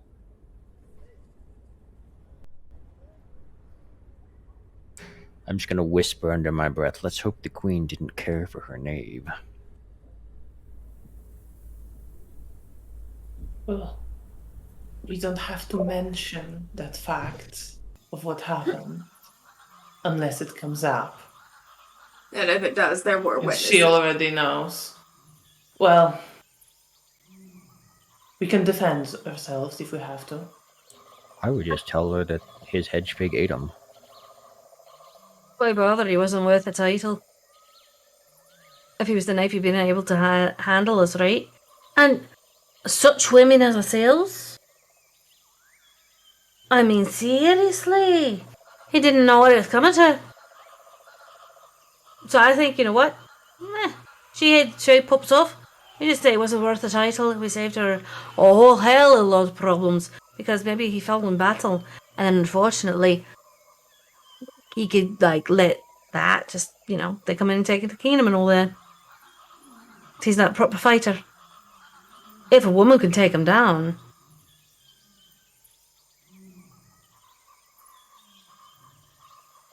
But Trisha can be the new knave. I mean, I wouldn't say a night. Or Yeah. we could just. I don't plan on coming back to this universe. I mean, titles are great and all. I mean, I'm just saying that it just for the sake of trying to get our arses out of here. You could be the new knave. And get into a bit of the court action. That would probably mean I would have to stay. I mean, Yes, I'd be careful with that kind of declarations here. I mean, I don't know what the fuck this is, so no idea how that's gonna work. I'm putting 10 to 1 that we're in a fucked up Macavian's nightmare or playground. Either or. I don't think any of us are gonna stay for long unless we get a hold of her. Yeah, well, let's go and try to find her. We're off to find Macavian, the crazy Macavian of us. Anyone wearing red shoes? There's no place like home.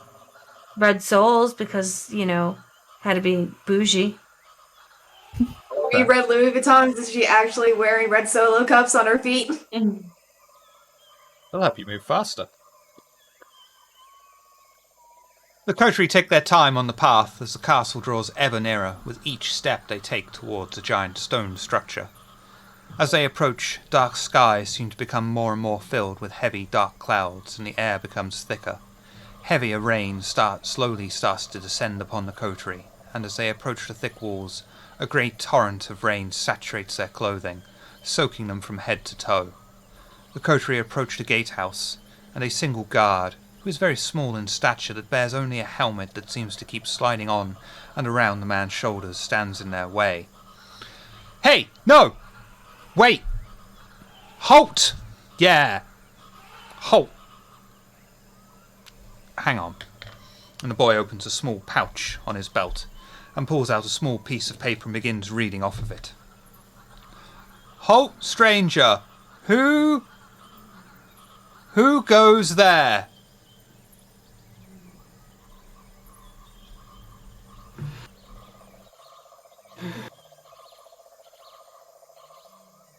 I'm Violet.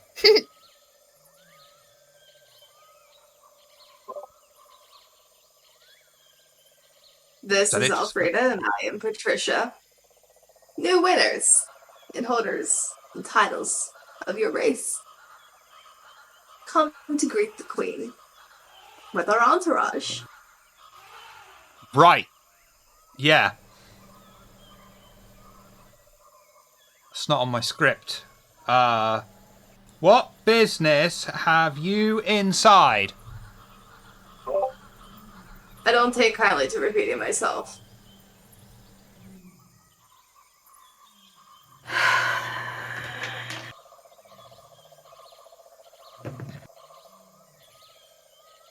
High or low?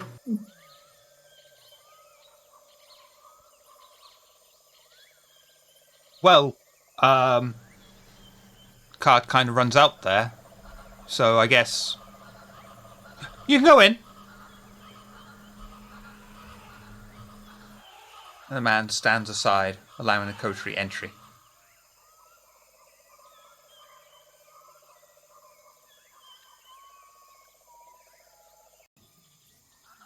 As they walk past Lantre, he's going to look at him and smile and say, "Would you like to be part of an experiment?"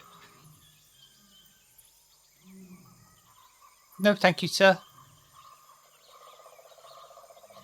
Ah, it is a shame. Keep walking.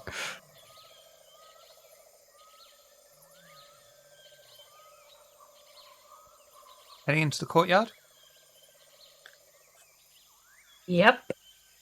Yeah. Definitely walking right in. Skipping. Yeah.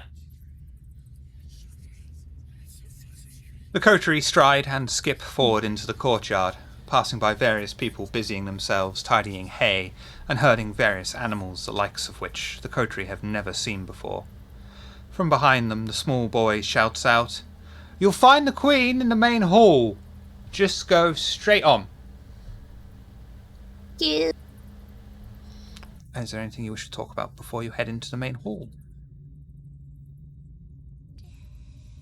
How direct are we going with this?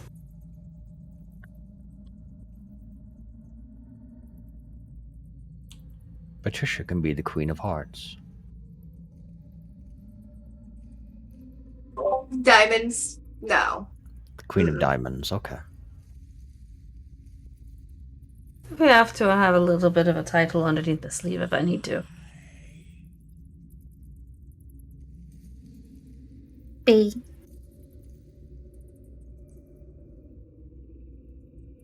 Or we could just say Alice sent us. We'll find out. No, I mean, Mention Alice, see what happens. a little bit of a truth, a little bit of a lie. Perfect. How exciting. Besides, had I actually been the Diamond Queen, they would have known about that in the race and made a big stink about it. So, yeah, Alice sent us here.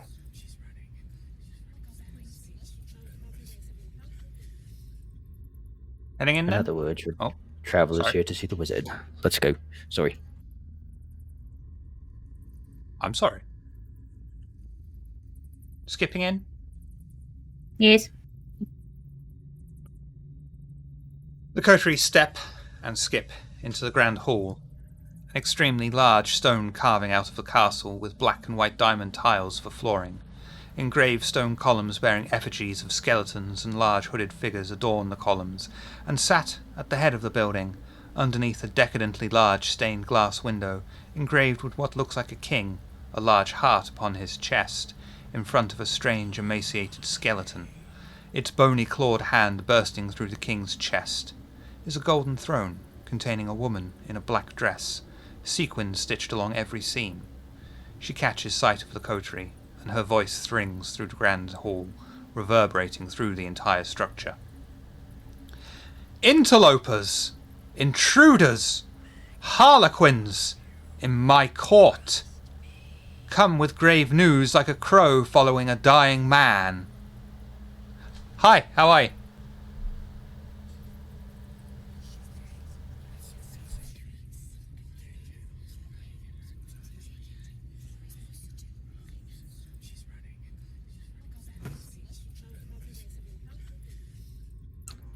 Aren't you just kind of watching this?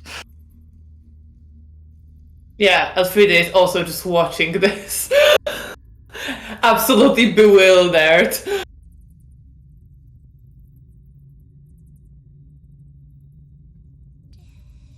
So who are ye? "I'm the Queen of Spades. Who are you? What business have you?" Where's Alice? Who the fuck is Alice? What, you don't know? And here I was brought No. to deal with to talk to Alice, and I've taken a long trip from my own place here, and you don't know? I mean, it doesn't seem like that long of a trip. I'm already here. Yes, well, you didn't come where I came from, now did you? Well, no, because then I wouldn't have been here. True, but I know how long it took me to get here. So why don't you have Alice here? I don't know. Why don't you have Alice here? Because I was here to see her. Why did you come here to see Alice? This is my place. Are you sure it's your place? She's distracting so the coterie can do whatever they're doing for observing and whatnot. Yeah, I am observing just my surroundings for anything that would indicate, I don't know, a way out, something out of the ordinary, something happening in response to us being here. I think What would strike you most strange of all is, considering how grand of a large castle this is, there's only the way in. That's the only thing that you see. There's no stairs that go elsewhere. There's no doorways anywhere else. Just the way you came in. And so you come here... Oh, sorry. No, go for it.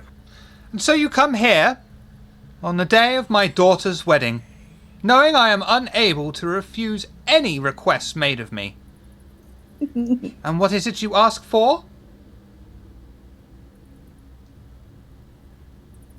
She looks at Dakota and she goes, Alice is way out. You tell me where. Well, the joke's on you. I don't have a daughter. The Queen slams her fist down on one of the arms of the Grand Throne. So this is a trap for you then, eh? The floor opens up, dropping the coterie into some kind of pit. The ceiling closes up as torches light themselves in a few corners, providing minimal light. Enough for the coterie to see the bones and remains of various other victims of the trap. And then they hear it.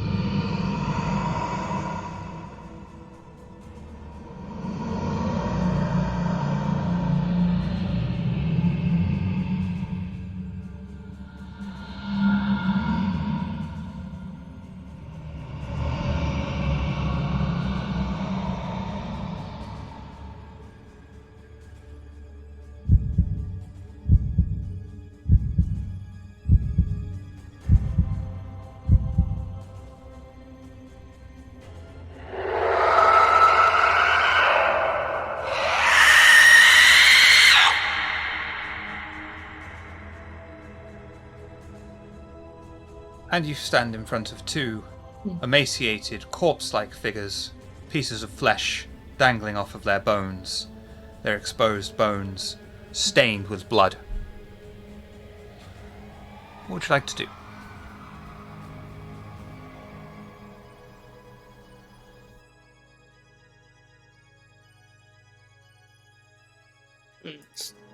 So, are these rites? Or... Oh, okay. Do I have my weapon? I brought it into the building, but I don't know if I woke up with it. Yeah, you'll have it. I would like to activate toughness. I get out my sledgehammer. So right, I still don't get hungry. I'm rolling really well for those checks now. Okay.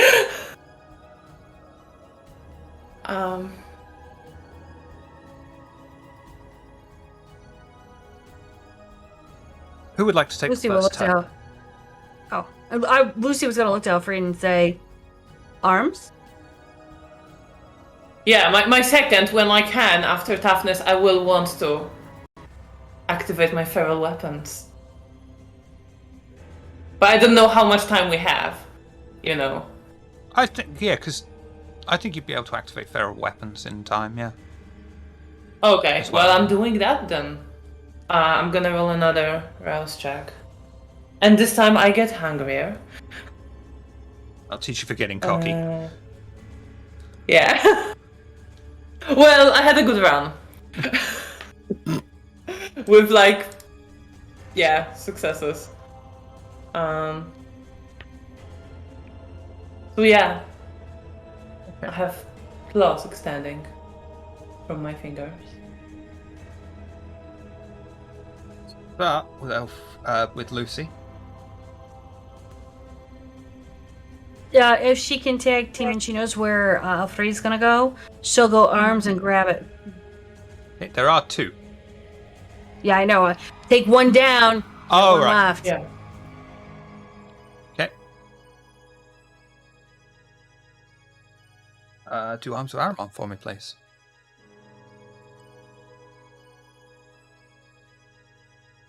Yeah, we're going for Oblivion.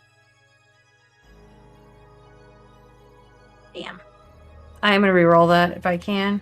Wait, Yeah. that's not an... Oh, yeah. No, Well, yeah, that I'm is going to gonna reroll that. that is gonna go to you because you're the aggressor. Oh, The draw. GG. That goes to you. Beauty. And if you want to go in for restraining it, She's gonna hold on to it. strength and brawl. Oh, goddamn.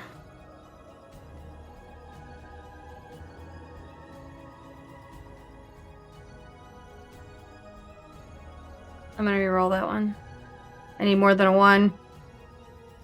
I think I can only roll what? I've only you got can't. 2. You can't re-roll because Oh. they're both hunger dice. Hmm. Okay. Damn it. But you do have. Oh yeah, you've only been able to conjure the one arm. Because the difference between resolve and composure on the white and your oblivion roll, and the white is able to break free of the incoming tentacle before it wraps itself around it. Elfried, bearing bone-like Shit, claws sorry. and extended nails. Yeah, I'm still gonna go for it, even though it, broke free. Yeah, with my claws, Strength just and brawl. slashing it. This is strength. Yeah. Strength and brawl. Since it's a white, would my specialty for Kindred apply? Yes. So +1. Hey. Well.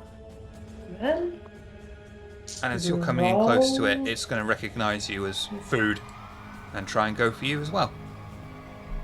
Okay. Well. Let's do this. I'm re-rolling 3, screw it. Right. That's. I got 5 successes. Yes. That goes to you. Awesome. And I believe that's 2 extra damage from my claws. It's just looking that up. I just looked it up because I didn't Oh. remember. So I have it in front of me. Yep. And it says 2+ modifier to brawl damage. It's not superficial, isn't halved. Yeah, cool. I never have when players fight SPCs anyway. You always do the full damage to SPCs. Okay, right. But if players take damage, then it gets halved. Okay. Who would like to go next? May Of course. Go ahead. with my sledgehammer, I'd like to go for the other one. I don't know what to add for my sledgehammer. I thought I wrote it down, but I haven't. Let me double check. I think that gives you +3 to the damage, but I'm going to double check. Thank-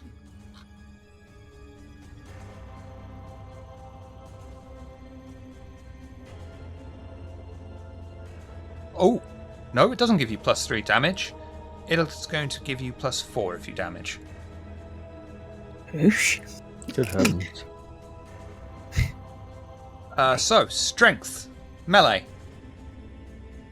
And this is on the other one, and the other one is going to recognize you as food and try and hit you back with bone-like claws. Which aren't feral claws, just so you know. Do I add the 4 now or later? That's going to be added if you succeed in the competitive roll. You get +4 Okay. on top.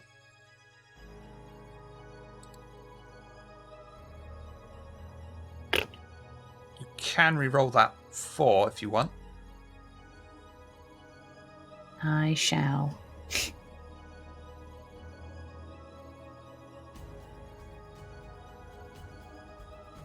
Ah, Violet takes out her sledgehammer and skillfully throws it through the air, attempting to cave in parts of the white's exposed skeleton. Unfortunately, the white moves far too quickly and is able to get off a glancing blow across Violet's wrinkled shoulder. You take 1 superficial damage. Let the good times roll.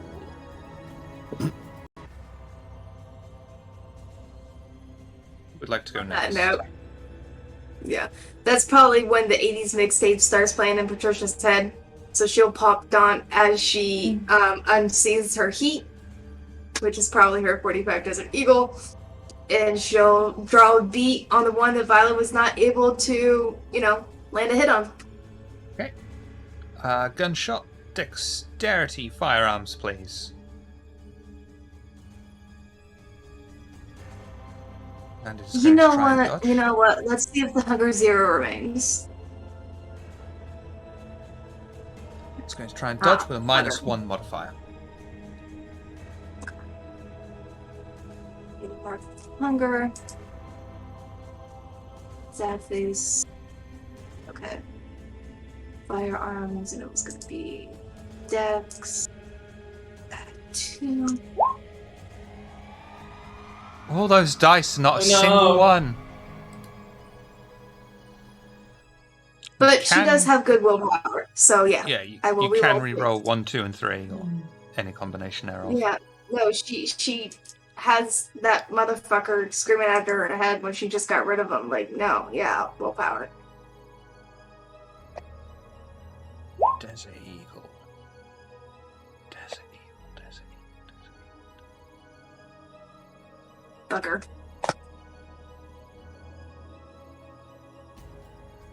Ah, there it is. I'd like to say that as she shoots, she walks forward. RJ has given you a reroll. Is that, how do you do these? It's another 3 days? You can just do this for once. You can just use the button on the chat that says reroll for the main roll. Thank you, kindly. Mwah.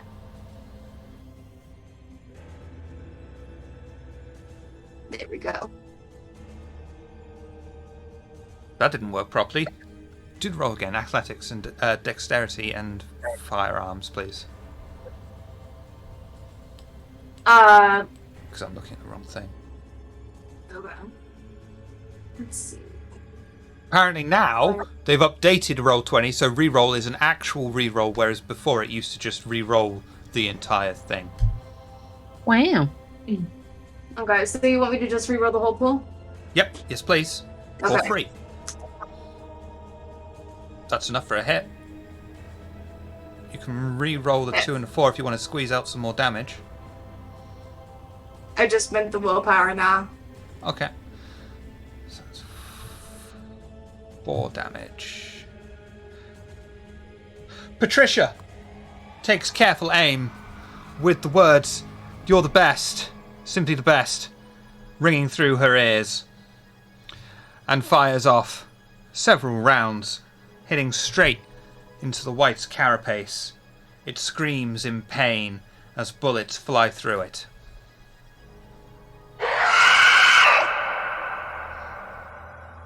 Who's next? I can go. No, it's actually your turn because you're the only one left. Sorry. So, I don't know. I got throwing knives. Do they have a damage modifier to them? They do.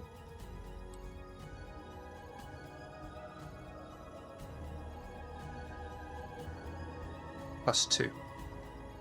Okay. So, I'm going to, reach my wrist and bite rouse check to start preparing for a Scorpion's Touch. Okay. Do the rouse check for me, please. And then I'm going to give like a flourished bow. And while I do it, I'm just going to throw the knife at the one that Patricia had just been attacking. Dexterity and athletics for me, please.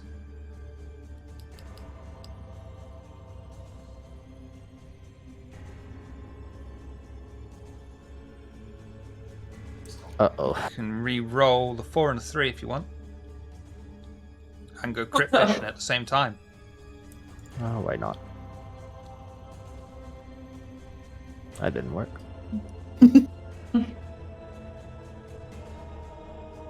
Sorry, everybody.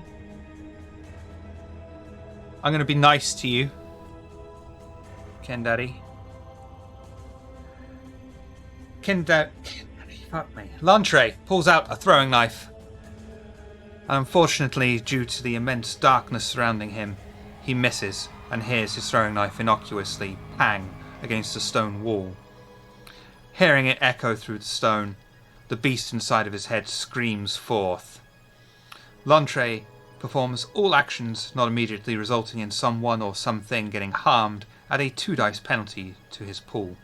This compulsion ends when Lantre incapacitates, drives away, or destroys a target. If Lantre turns on an object, blah, blah, blah, you are suffering from the harm compulsion. Thank you. 2 whites. Thank you for choosing that one. It's alright. It makes sense when you're in a fight anyway. 2 whites took their turn during your turn, which brings us back around to Lucy. You do have 1 arm of Aramon still in play.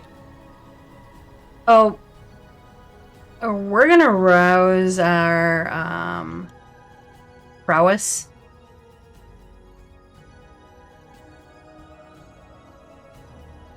Okay, rouse excited. And can I roll for a couple more arms? Yes. If you do for me, Arms of Aramon roll. So fucking lovely. Do.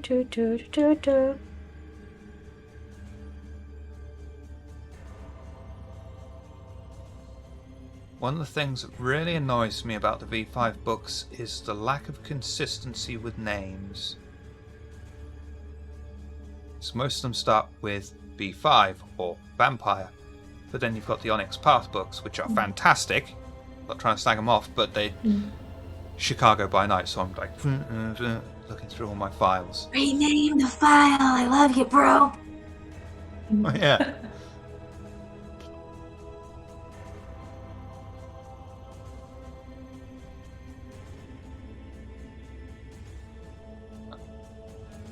So that will allow you to have 3 Arms of Aramon in total.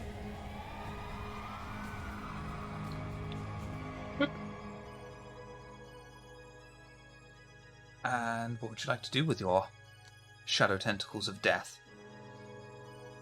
Grab it around the right. That's by Alfred. Okay. With all 3 of them? Why the hell not? Okay, we're going to make that into 1 roll. Strength brawl. Rousing strength.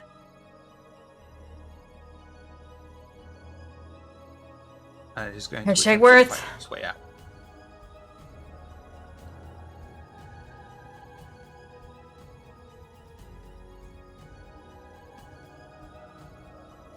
Ugh.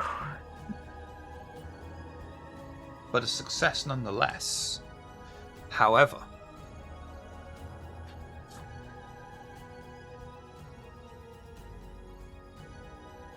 Lucy needs a win tonight. Dang. Lucy directs all 3 of the shadow appendages towards one of the whites, successfully restraining it. As she does so, and the white yields under her power, the beast inside of her skull screams. To the Sombra, failure is not an option. Their blood will urge them to any act conceivable to reach their goals, whether in the moment or in Byzantine plots lasting centuries. Any setback is felt profoundly, and they quickly escalate to the most ruthless of methods until they achieve their aims. Next time Lucy fails any action, they receive a 2 dice penalty to any and all rolls until a future attempt at the same action succeeds. You are suffering from the Sombra Bane, Ruthlessness. Time to get jiggy. The white you are currently in combat with is restrained by these shadow tendrils. Well, works for me. I'm gonna just go for it with my claws again. Strength roll. And it doesn't get a defending roll. Good. That's 5 successes again. Very nice. Elfried takes advantage of the white being restrained and swipes across all parts of its body, separating what little flesh remains on the skeleton away from it, and successfully causes it to lose copious amounts of vitae. It still somehow stands, being powered by its unnatural curse. But damn. Violet. Oh yeah, and it lets out a scream of pain.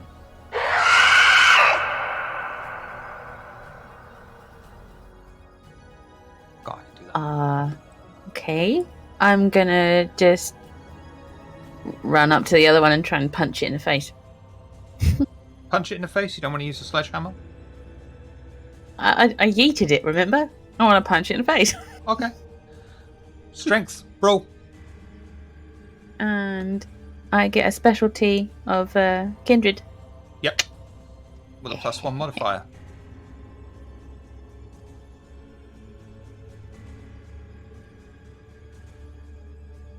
Yes.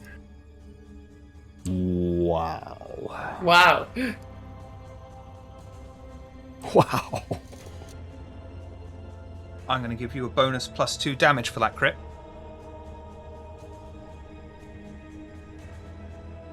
Actually, I'm going to be even more generous than that. Screw it.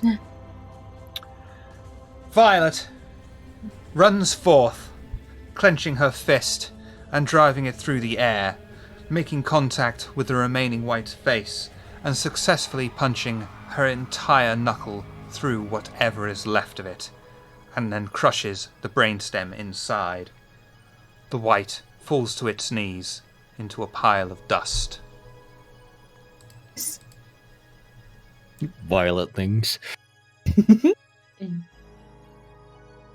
Trisha. So basically, once that one just falls, like she's like not even gonna like, you know, kind of like watch it like and respecting that she's like kind of saving that for later. She'll give her that praise later, and she just like pivots, and then just like almost kind of like militaristically kind of like steps forward like at a crouch with her gun out. And because she has Dawn up and her presence is currently higher than our dominate, I'm gonna, you know, pour those presence plus dice into that to do a manipulation and intimidate to make them go on their knees so she can just shrink them point blank range between the eyes. Are you sure you want to do that? She understands it's a right and she probably has to do the dominate. Yeah, you know what? Let's do the compel. I think it's just one less dice. Are you sure you want to do that? You know what? In that case, fuck it. Let's go with my original plan and yes.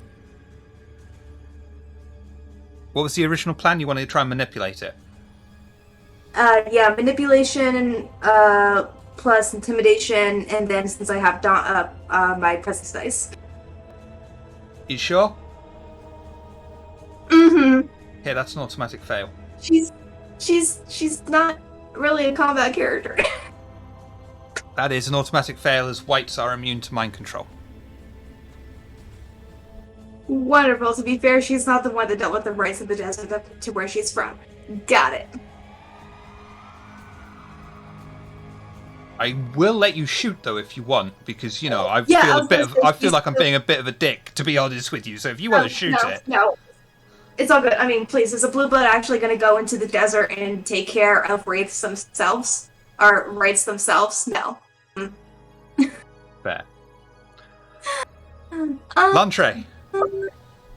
Yeah, let me do that. You know what? Let's. Oh, you want to shoot? Yeah, let's rouse the Dex. Fuck it. At this point, she's a little Dex pissed. firearms. Okay, adjust her hunger. Hunger 2 high. Okay, firearms. Dex 2. Wonderful.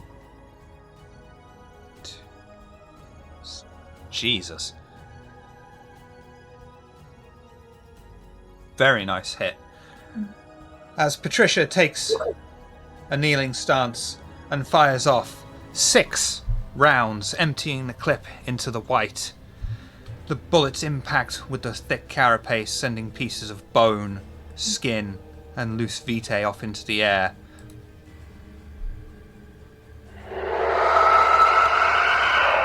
and somehow the white is still straining against the shadow tentacles restraining it. Lontre.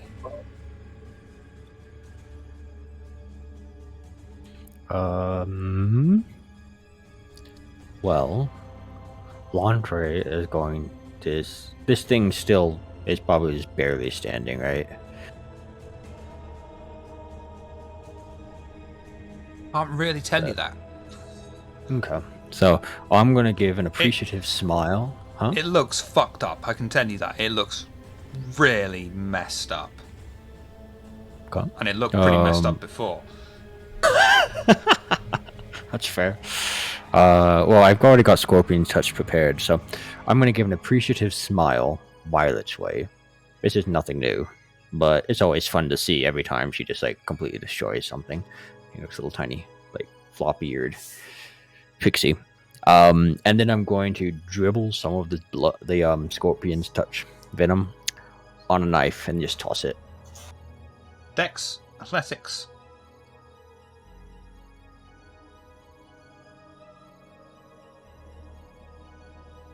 And then I have to roll what? Oh, shoot, I don't remember my roll. Strength, blood, sorcery. Strength, blood, sorcery. Okay, and can I rouse for that? Just Yeah. because, yeah. Whew. Strength, blood, sorcery with modifier.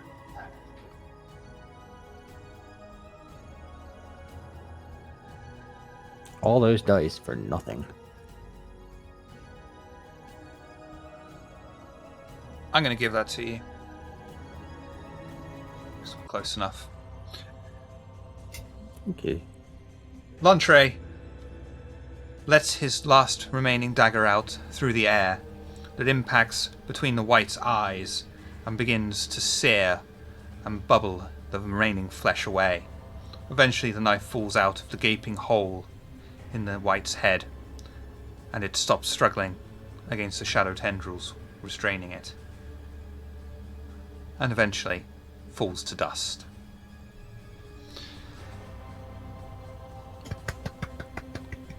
Violet is clapping.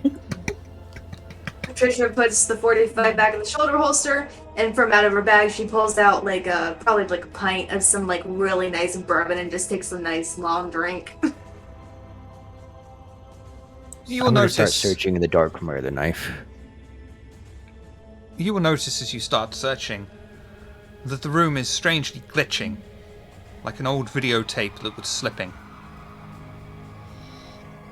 Eventually, the coterie look over the body of the strange, emaciated corpses that fill the room, and they notice their own flickering, slowly fading out. The darkness begins to consume them, swallowing them as it encroaches on their positions. Eventually they see nothing, and slowly their vision begins to clear. The room comes into focus, and before long, they find themselves back in the room where they confronted Alice.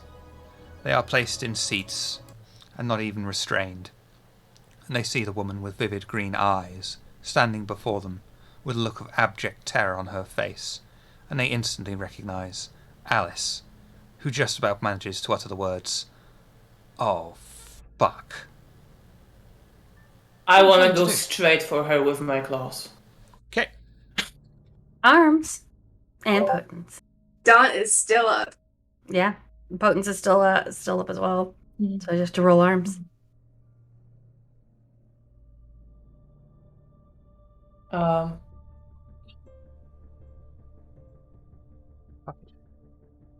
And I am gonna rouse for strength. Okay. This is not going to last long. Strength, brawl. I get hungrier.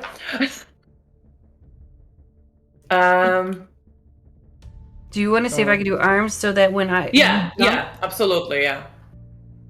Because I still potence up, so... Yeah, go for it. Absolutely. Okay, no modifiers. Somebody see crit, I'm already underneath the bane. I don't care. This bitch is gonna fucking die. With you on that. Yep. Do I need to do strength? Yeah, do strength and brawl. Being that I had strength aroused already, am I re-rousing? It is. You've got prowess on though, haven't you? Yes, I do. Doesn't that add +2? Yep. +2. I mean, I want to go bougie and maybe... I mean, I'm at hunger 3 right now, so... I can add 4 dice if I rouse. Potence rating. So what it... Okay. What is your potence rating? My potence rating. Give me a second. I gotta find it where... Oh, here is a blood. My potence is a 2. 2. Okay, so do strength and brawl for me, please. No modifiers. Oh, no modifier. No modifier. Oh, but baby. Unless you want to rouse, you can rouse. Oh, fuck yes. Please. And please Thank do you. a rouse check. And Even add better. the appropriate modifier. We're gonna take a bitch down. We're gonna take a bitch down. Oh, come on. Mama needs a new pair of Louis Vuittons. Ah, fuck my life. Oh no. Speaking of, has Patricia gotten hers yet? That goes to you, Lucy. Or else. What? Okay, Alice is successfully restrained by the arms of Aramon. The beast screams up in Lucy's ears, but she is able to restrain it. At the cost of some of her own vitae, though, as she is already suffering from one clan compulsion, and doesn't wish to be suffering from another. Increase your hunger by 1, please. Elfried, you wanted to go in strength brawl? I'm just going for that bitch. I have no, like, yeah. I'm Strength down. Yeah. She gets Once no Lucy saving restrains roll. her, she just looks over at Alfred like, go for it. Oh, yes. So if I get 2 10s, that's... Yep. That's 4 I successes. think that's gonna be a messy crit, but I think it's quite appropriate, to be honest. Yeah, so that is 4... 10 successes. With a messy crit.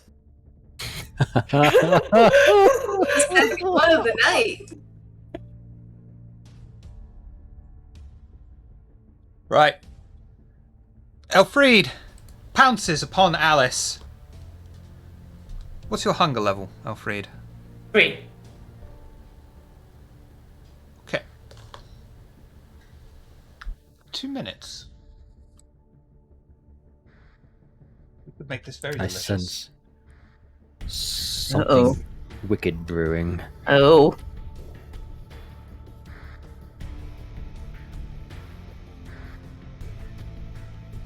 Oh no. Oh. Oh no. Okay. You're also worried, and I'm just enjoying troubles and drama. Again, Ahela Telu. I mean, I could reroll to get rid of this messy crit, but I'm just choosing not to, because I think it fits perfectly.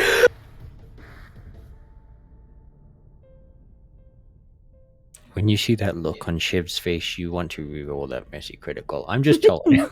Okay. No, you don't Elfried, know me that well, but I'm telling you, I don't want to. there's a reason I was fucking thrilled when Cassandra agreed to be in this game. And you're really going to like this. Alright. You pounce upon Alice, all 4 of your fangs bared, sinking them into her flesh, and begin drinking her vitae. As you do so, the beast inside of you begins to scream, and you drain her. The beast does not stop. First of all, lose 1 point of humanity. Oh god. In every game, every Chronicle I play, I end up as a Diablerist. You beat me to it because of the dice. I was gonna do it because I'm like, well, Patricia already lost 2 humanity tonight. She might as well go for. I love the fact that all I had to say was lose a point of humanity. Oh, I'm doing Diablerie. I mean, like, I know what's happening. Right. Roll humanity plus your blood potency. My new humanity. Yes. Or my old humanity. Your new humanity. Right. Victim's resolve. And Blood do I add potency. like hunger to this, or? Yeah. Yeah. Okay. And Although your hunger is blood. your hunger is now nothing because you've drained her. Oh yeah, true. So that's my humanity. Okay, right.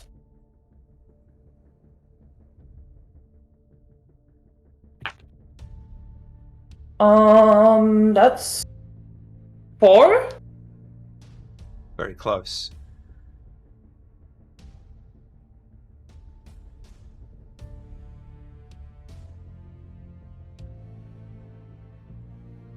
Okay. What was your blood potency? It's 2. Roll one more time for me, please. Oh, okay.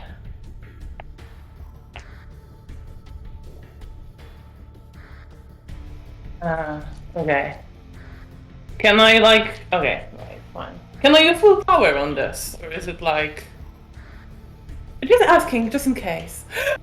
Can't use Okay, I'm just gonna roll. It's fine. willpower It's for the fine. humanity. Oh yeah, that is true. That is 3, but I got double 10s. Oh, that's definitely yours then. Yeah. That's Okay. 5. That's 5. Yeah. Okay. I wasn't sure if it counts in here as well. Oh yeah. Oh yeah. Yeah. Okay, you get 10 XP. Okay. Usually spend on increasing your blood potency, or on Okay. disciplines of presence, obfuscate, dominate. Presence, obfuscate, dominate. Can I think about this in between sessions? Absolutely. Okay. One of us will need to make a note.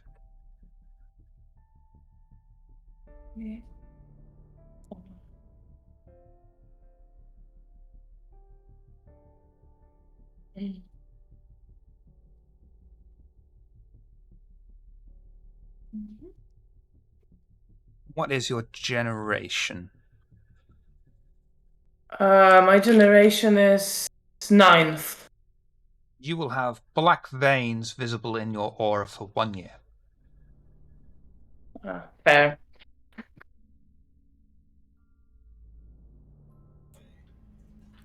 Lantre is clapping slowly, but he's very happy.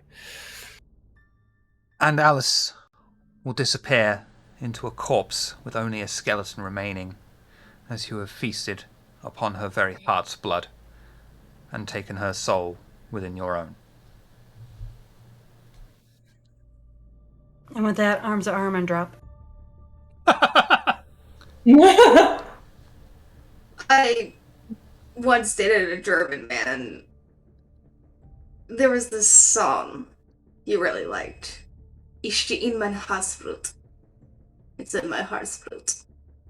Seems fitting for this. No? I think I take a moment to realize what happened.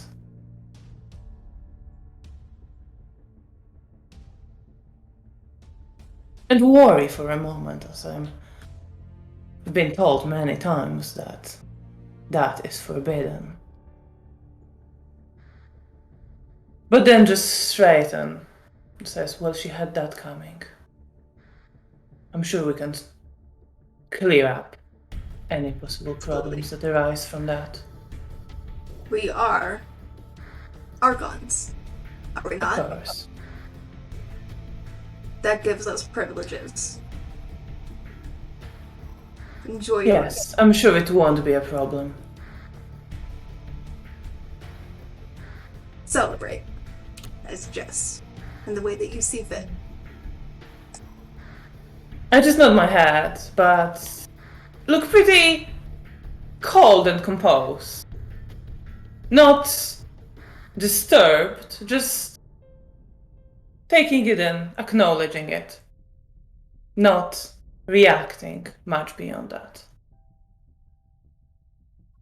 Violet will just stand close to her just to check.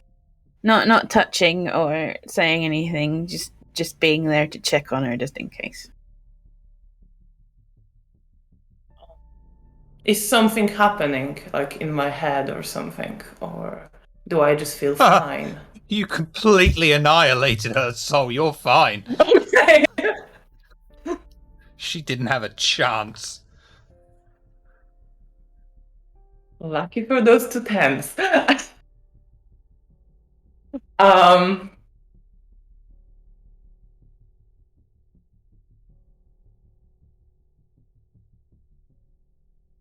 I look to everyone. Well, I believe we're done with Alice. I suggest we check the place just to make sure we haven't missed anything or anyone else who might be hiding in here. Make sure any possible Masquerade breaches are cleared up. Landry is going to take a moment to raise an eyebrow at Patricia, and he's going to ask her, "Our ever-loyal Camarilla princess, there won't be any problems with these events?" And at that, she'll just turn. Because there's only one individual that doesn't know this, and she'll just take her right glove off and show him the crescent. I can assure you. And puts the glove back on before she turns back around to the rest. Landry will just give a smile.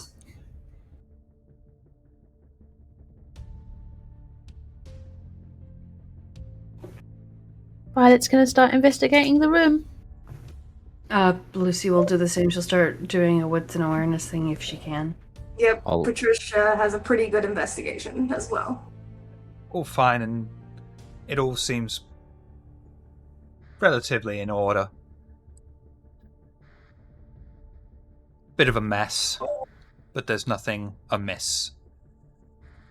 Venture's gonna venture, though. She's gonna look in the ashes. If there's a wallet or anything, if there's any hard cash, she'll take that. But if there's any cards, she has connections for money laundering transfers, offshore accounts, etc. The only thing you'll find is a piece of silver jewellery with a rabbit's head on it.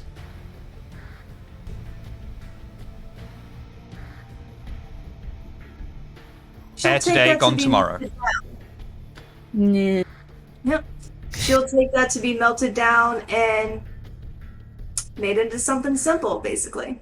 Eliminating basically as many traces as this individual as possible. All fine.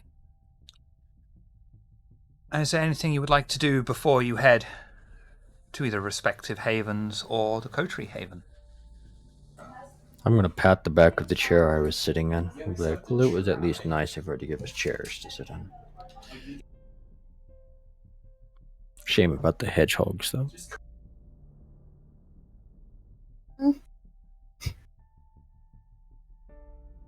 Do you really want a large hedgehog? Yes. Again, not in the Coterie Haven, we already established that, and you will not challenge that because you will not win. My dear, there's no such thing as a giant hedgehog, so I can't exactly put it in the haven, can I? But I can You want can one. keep an ordinary one in the garden. Yes, That- an ordinary one. Have you ever heard of a plushie? I love it, Chef. Child's toy. I just get that or a beanbag that's a large hedgehog. He keeps it in his room. Have you ever seen an angry hedgehog become happy when you give it food? A plushie doesn't do that. Wait a minute. Patricia's gonna whisper into Lucy's ear, remind me not to tell him about what Tremere and Santa Fe did with sheep. And she'll leave it at that. I give a curious look at that, but I don't ask. Thinking there was too much weird shit for one night. Landry, I'll get you a large hedgehog. You keep it in your room, understood? I'm sorry, what? Landry, I'll get you a large hedgehog. You just keep it in your room, understood? In his haven, not the Coterie Haven. I don't care where he bloody keeps it. As long as he keeps it and holds it or whatever. I just don't want to see it, otherwise I'll be headed. Yeah, but even if he keeps it to his room, and let's be real, he's gonna test that. Even if it's in his room, he's gonna transport those pines. Or the pricklies, or It's whatever the fuck they're a called. plushy toy. It is so Oh, good we're to the going body. that route. Okay. I'm going to Landry give just kind him of staring at the two of them, like, okay. a large thing he can snuggle in his room, and then we don't have to worry about getting a real one.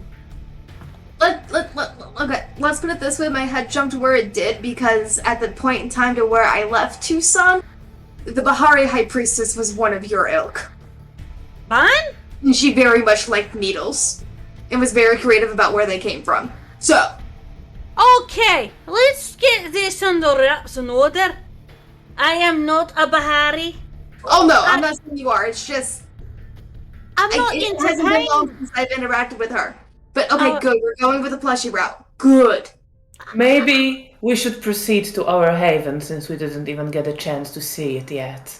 I'm gonna look at Elfrida. And you can continue that conversation there. During the drive, yes. I'm just gonna whisper to Elfrida, so she's okay with Diablerie, but not with the plush toy. Okay. I'm just gonna look at him. You can get a plush toy. Thank you. I think we'll call it there. Lucy's Oh, sorry. Go on. Oh, Lucy's just like, oh, whatever. And she just goes right back to the bar. She's done. So done with this. Of Bahari and hedgehogs. And she'll get 2 large stuffed hedgehogs. One for Violet and one for Lantry. What are you naming them? Stephen. Good name. Rick. Of course. We'll call it in. She'll make production sure. here. Make sure that she has plushy rolls. Because when Rick, he'll have a Rick roll. Oh! Just a little button in his ear you can push.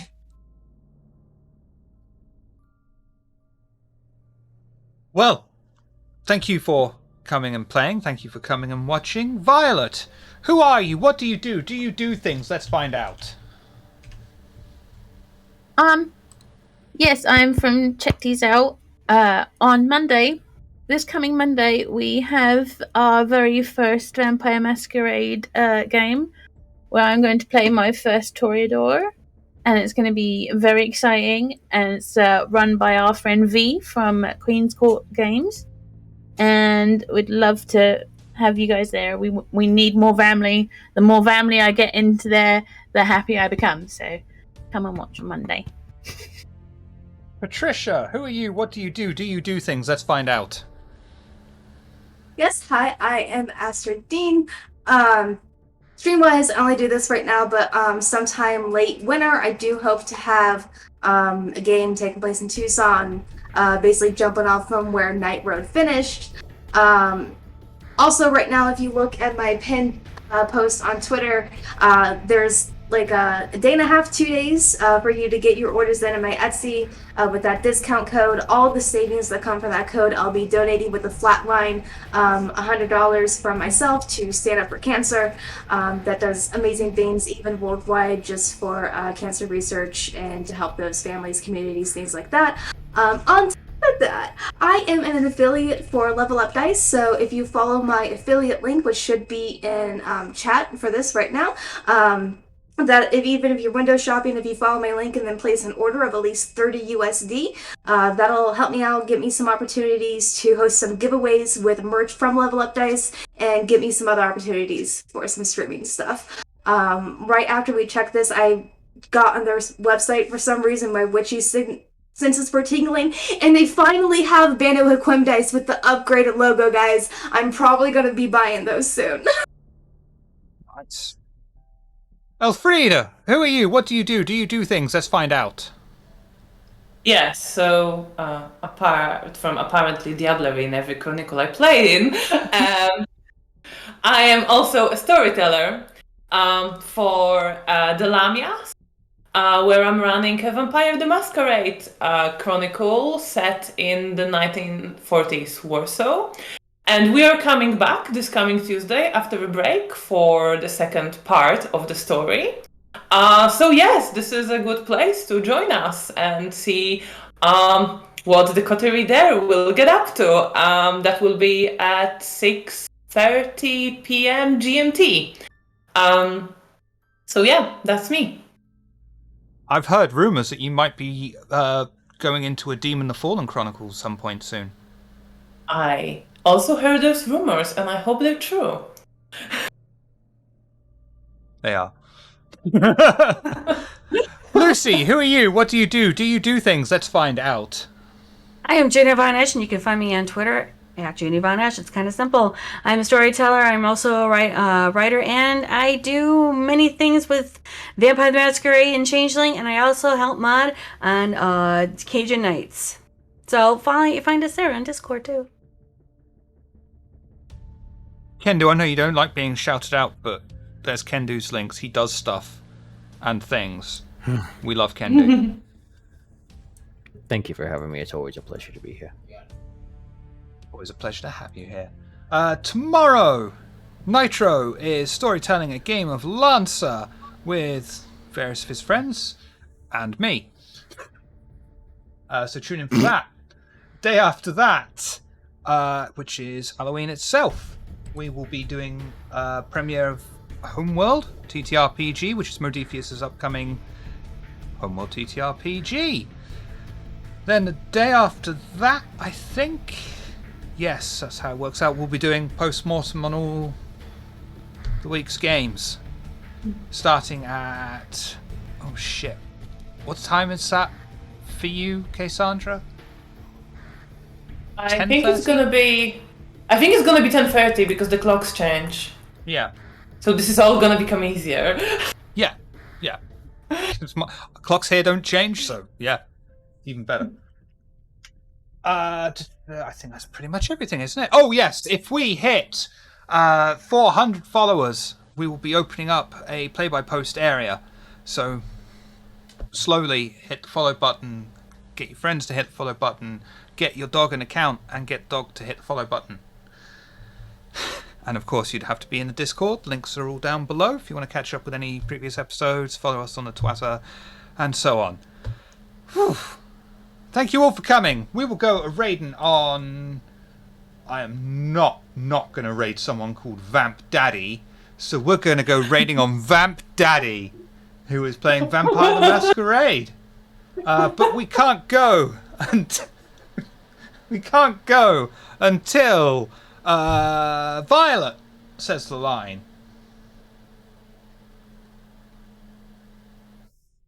She's got to say it louder. Bye.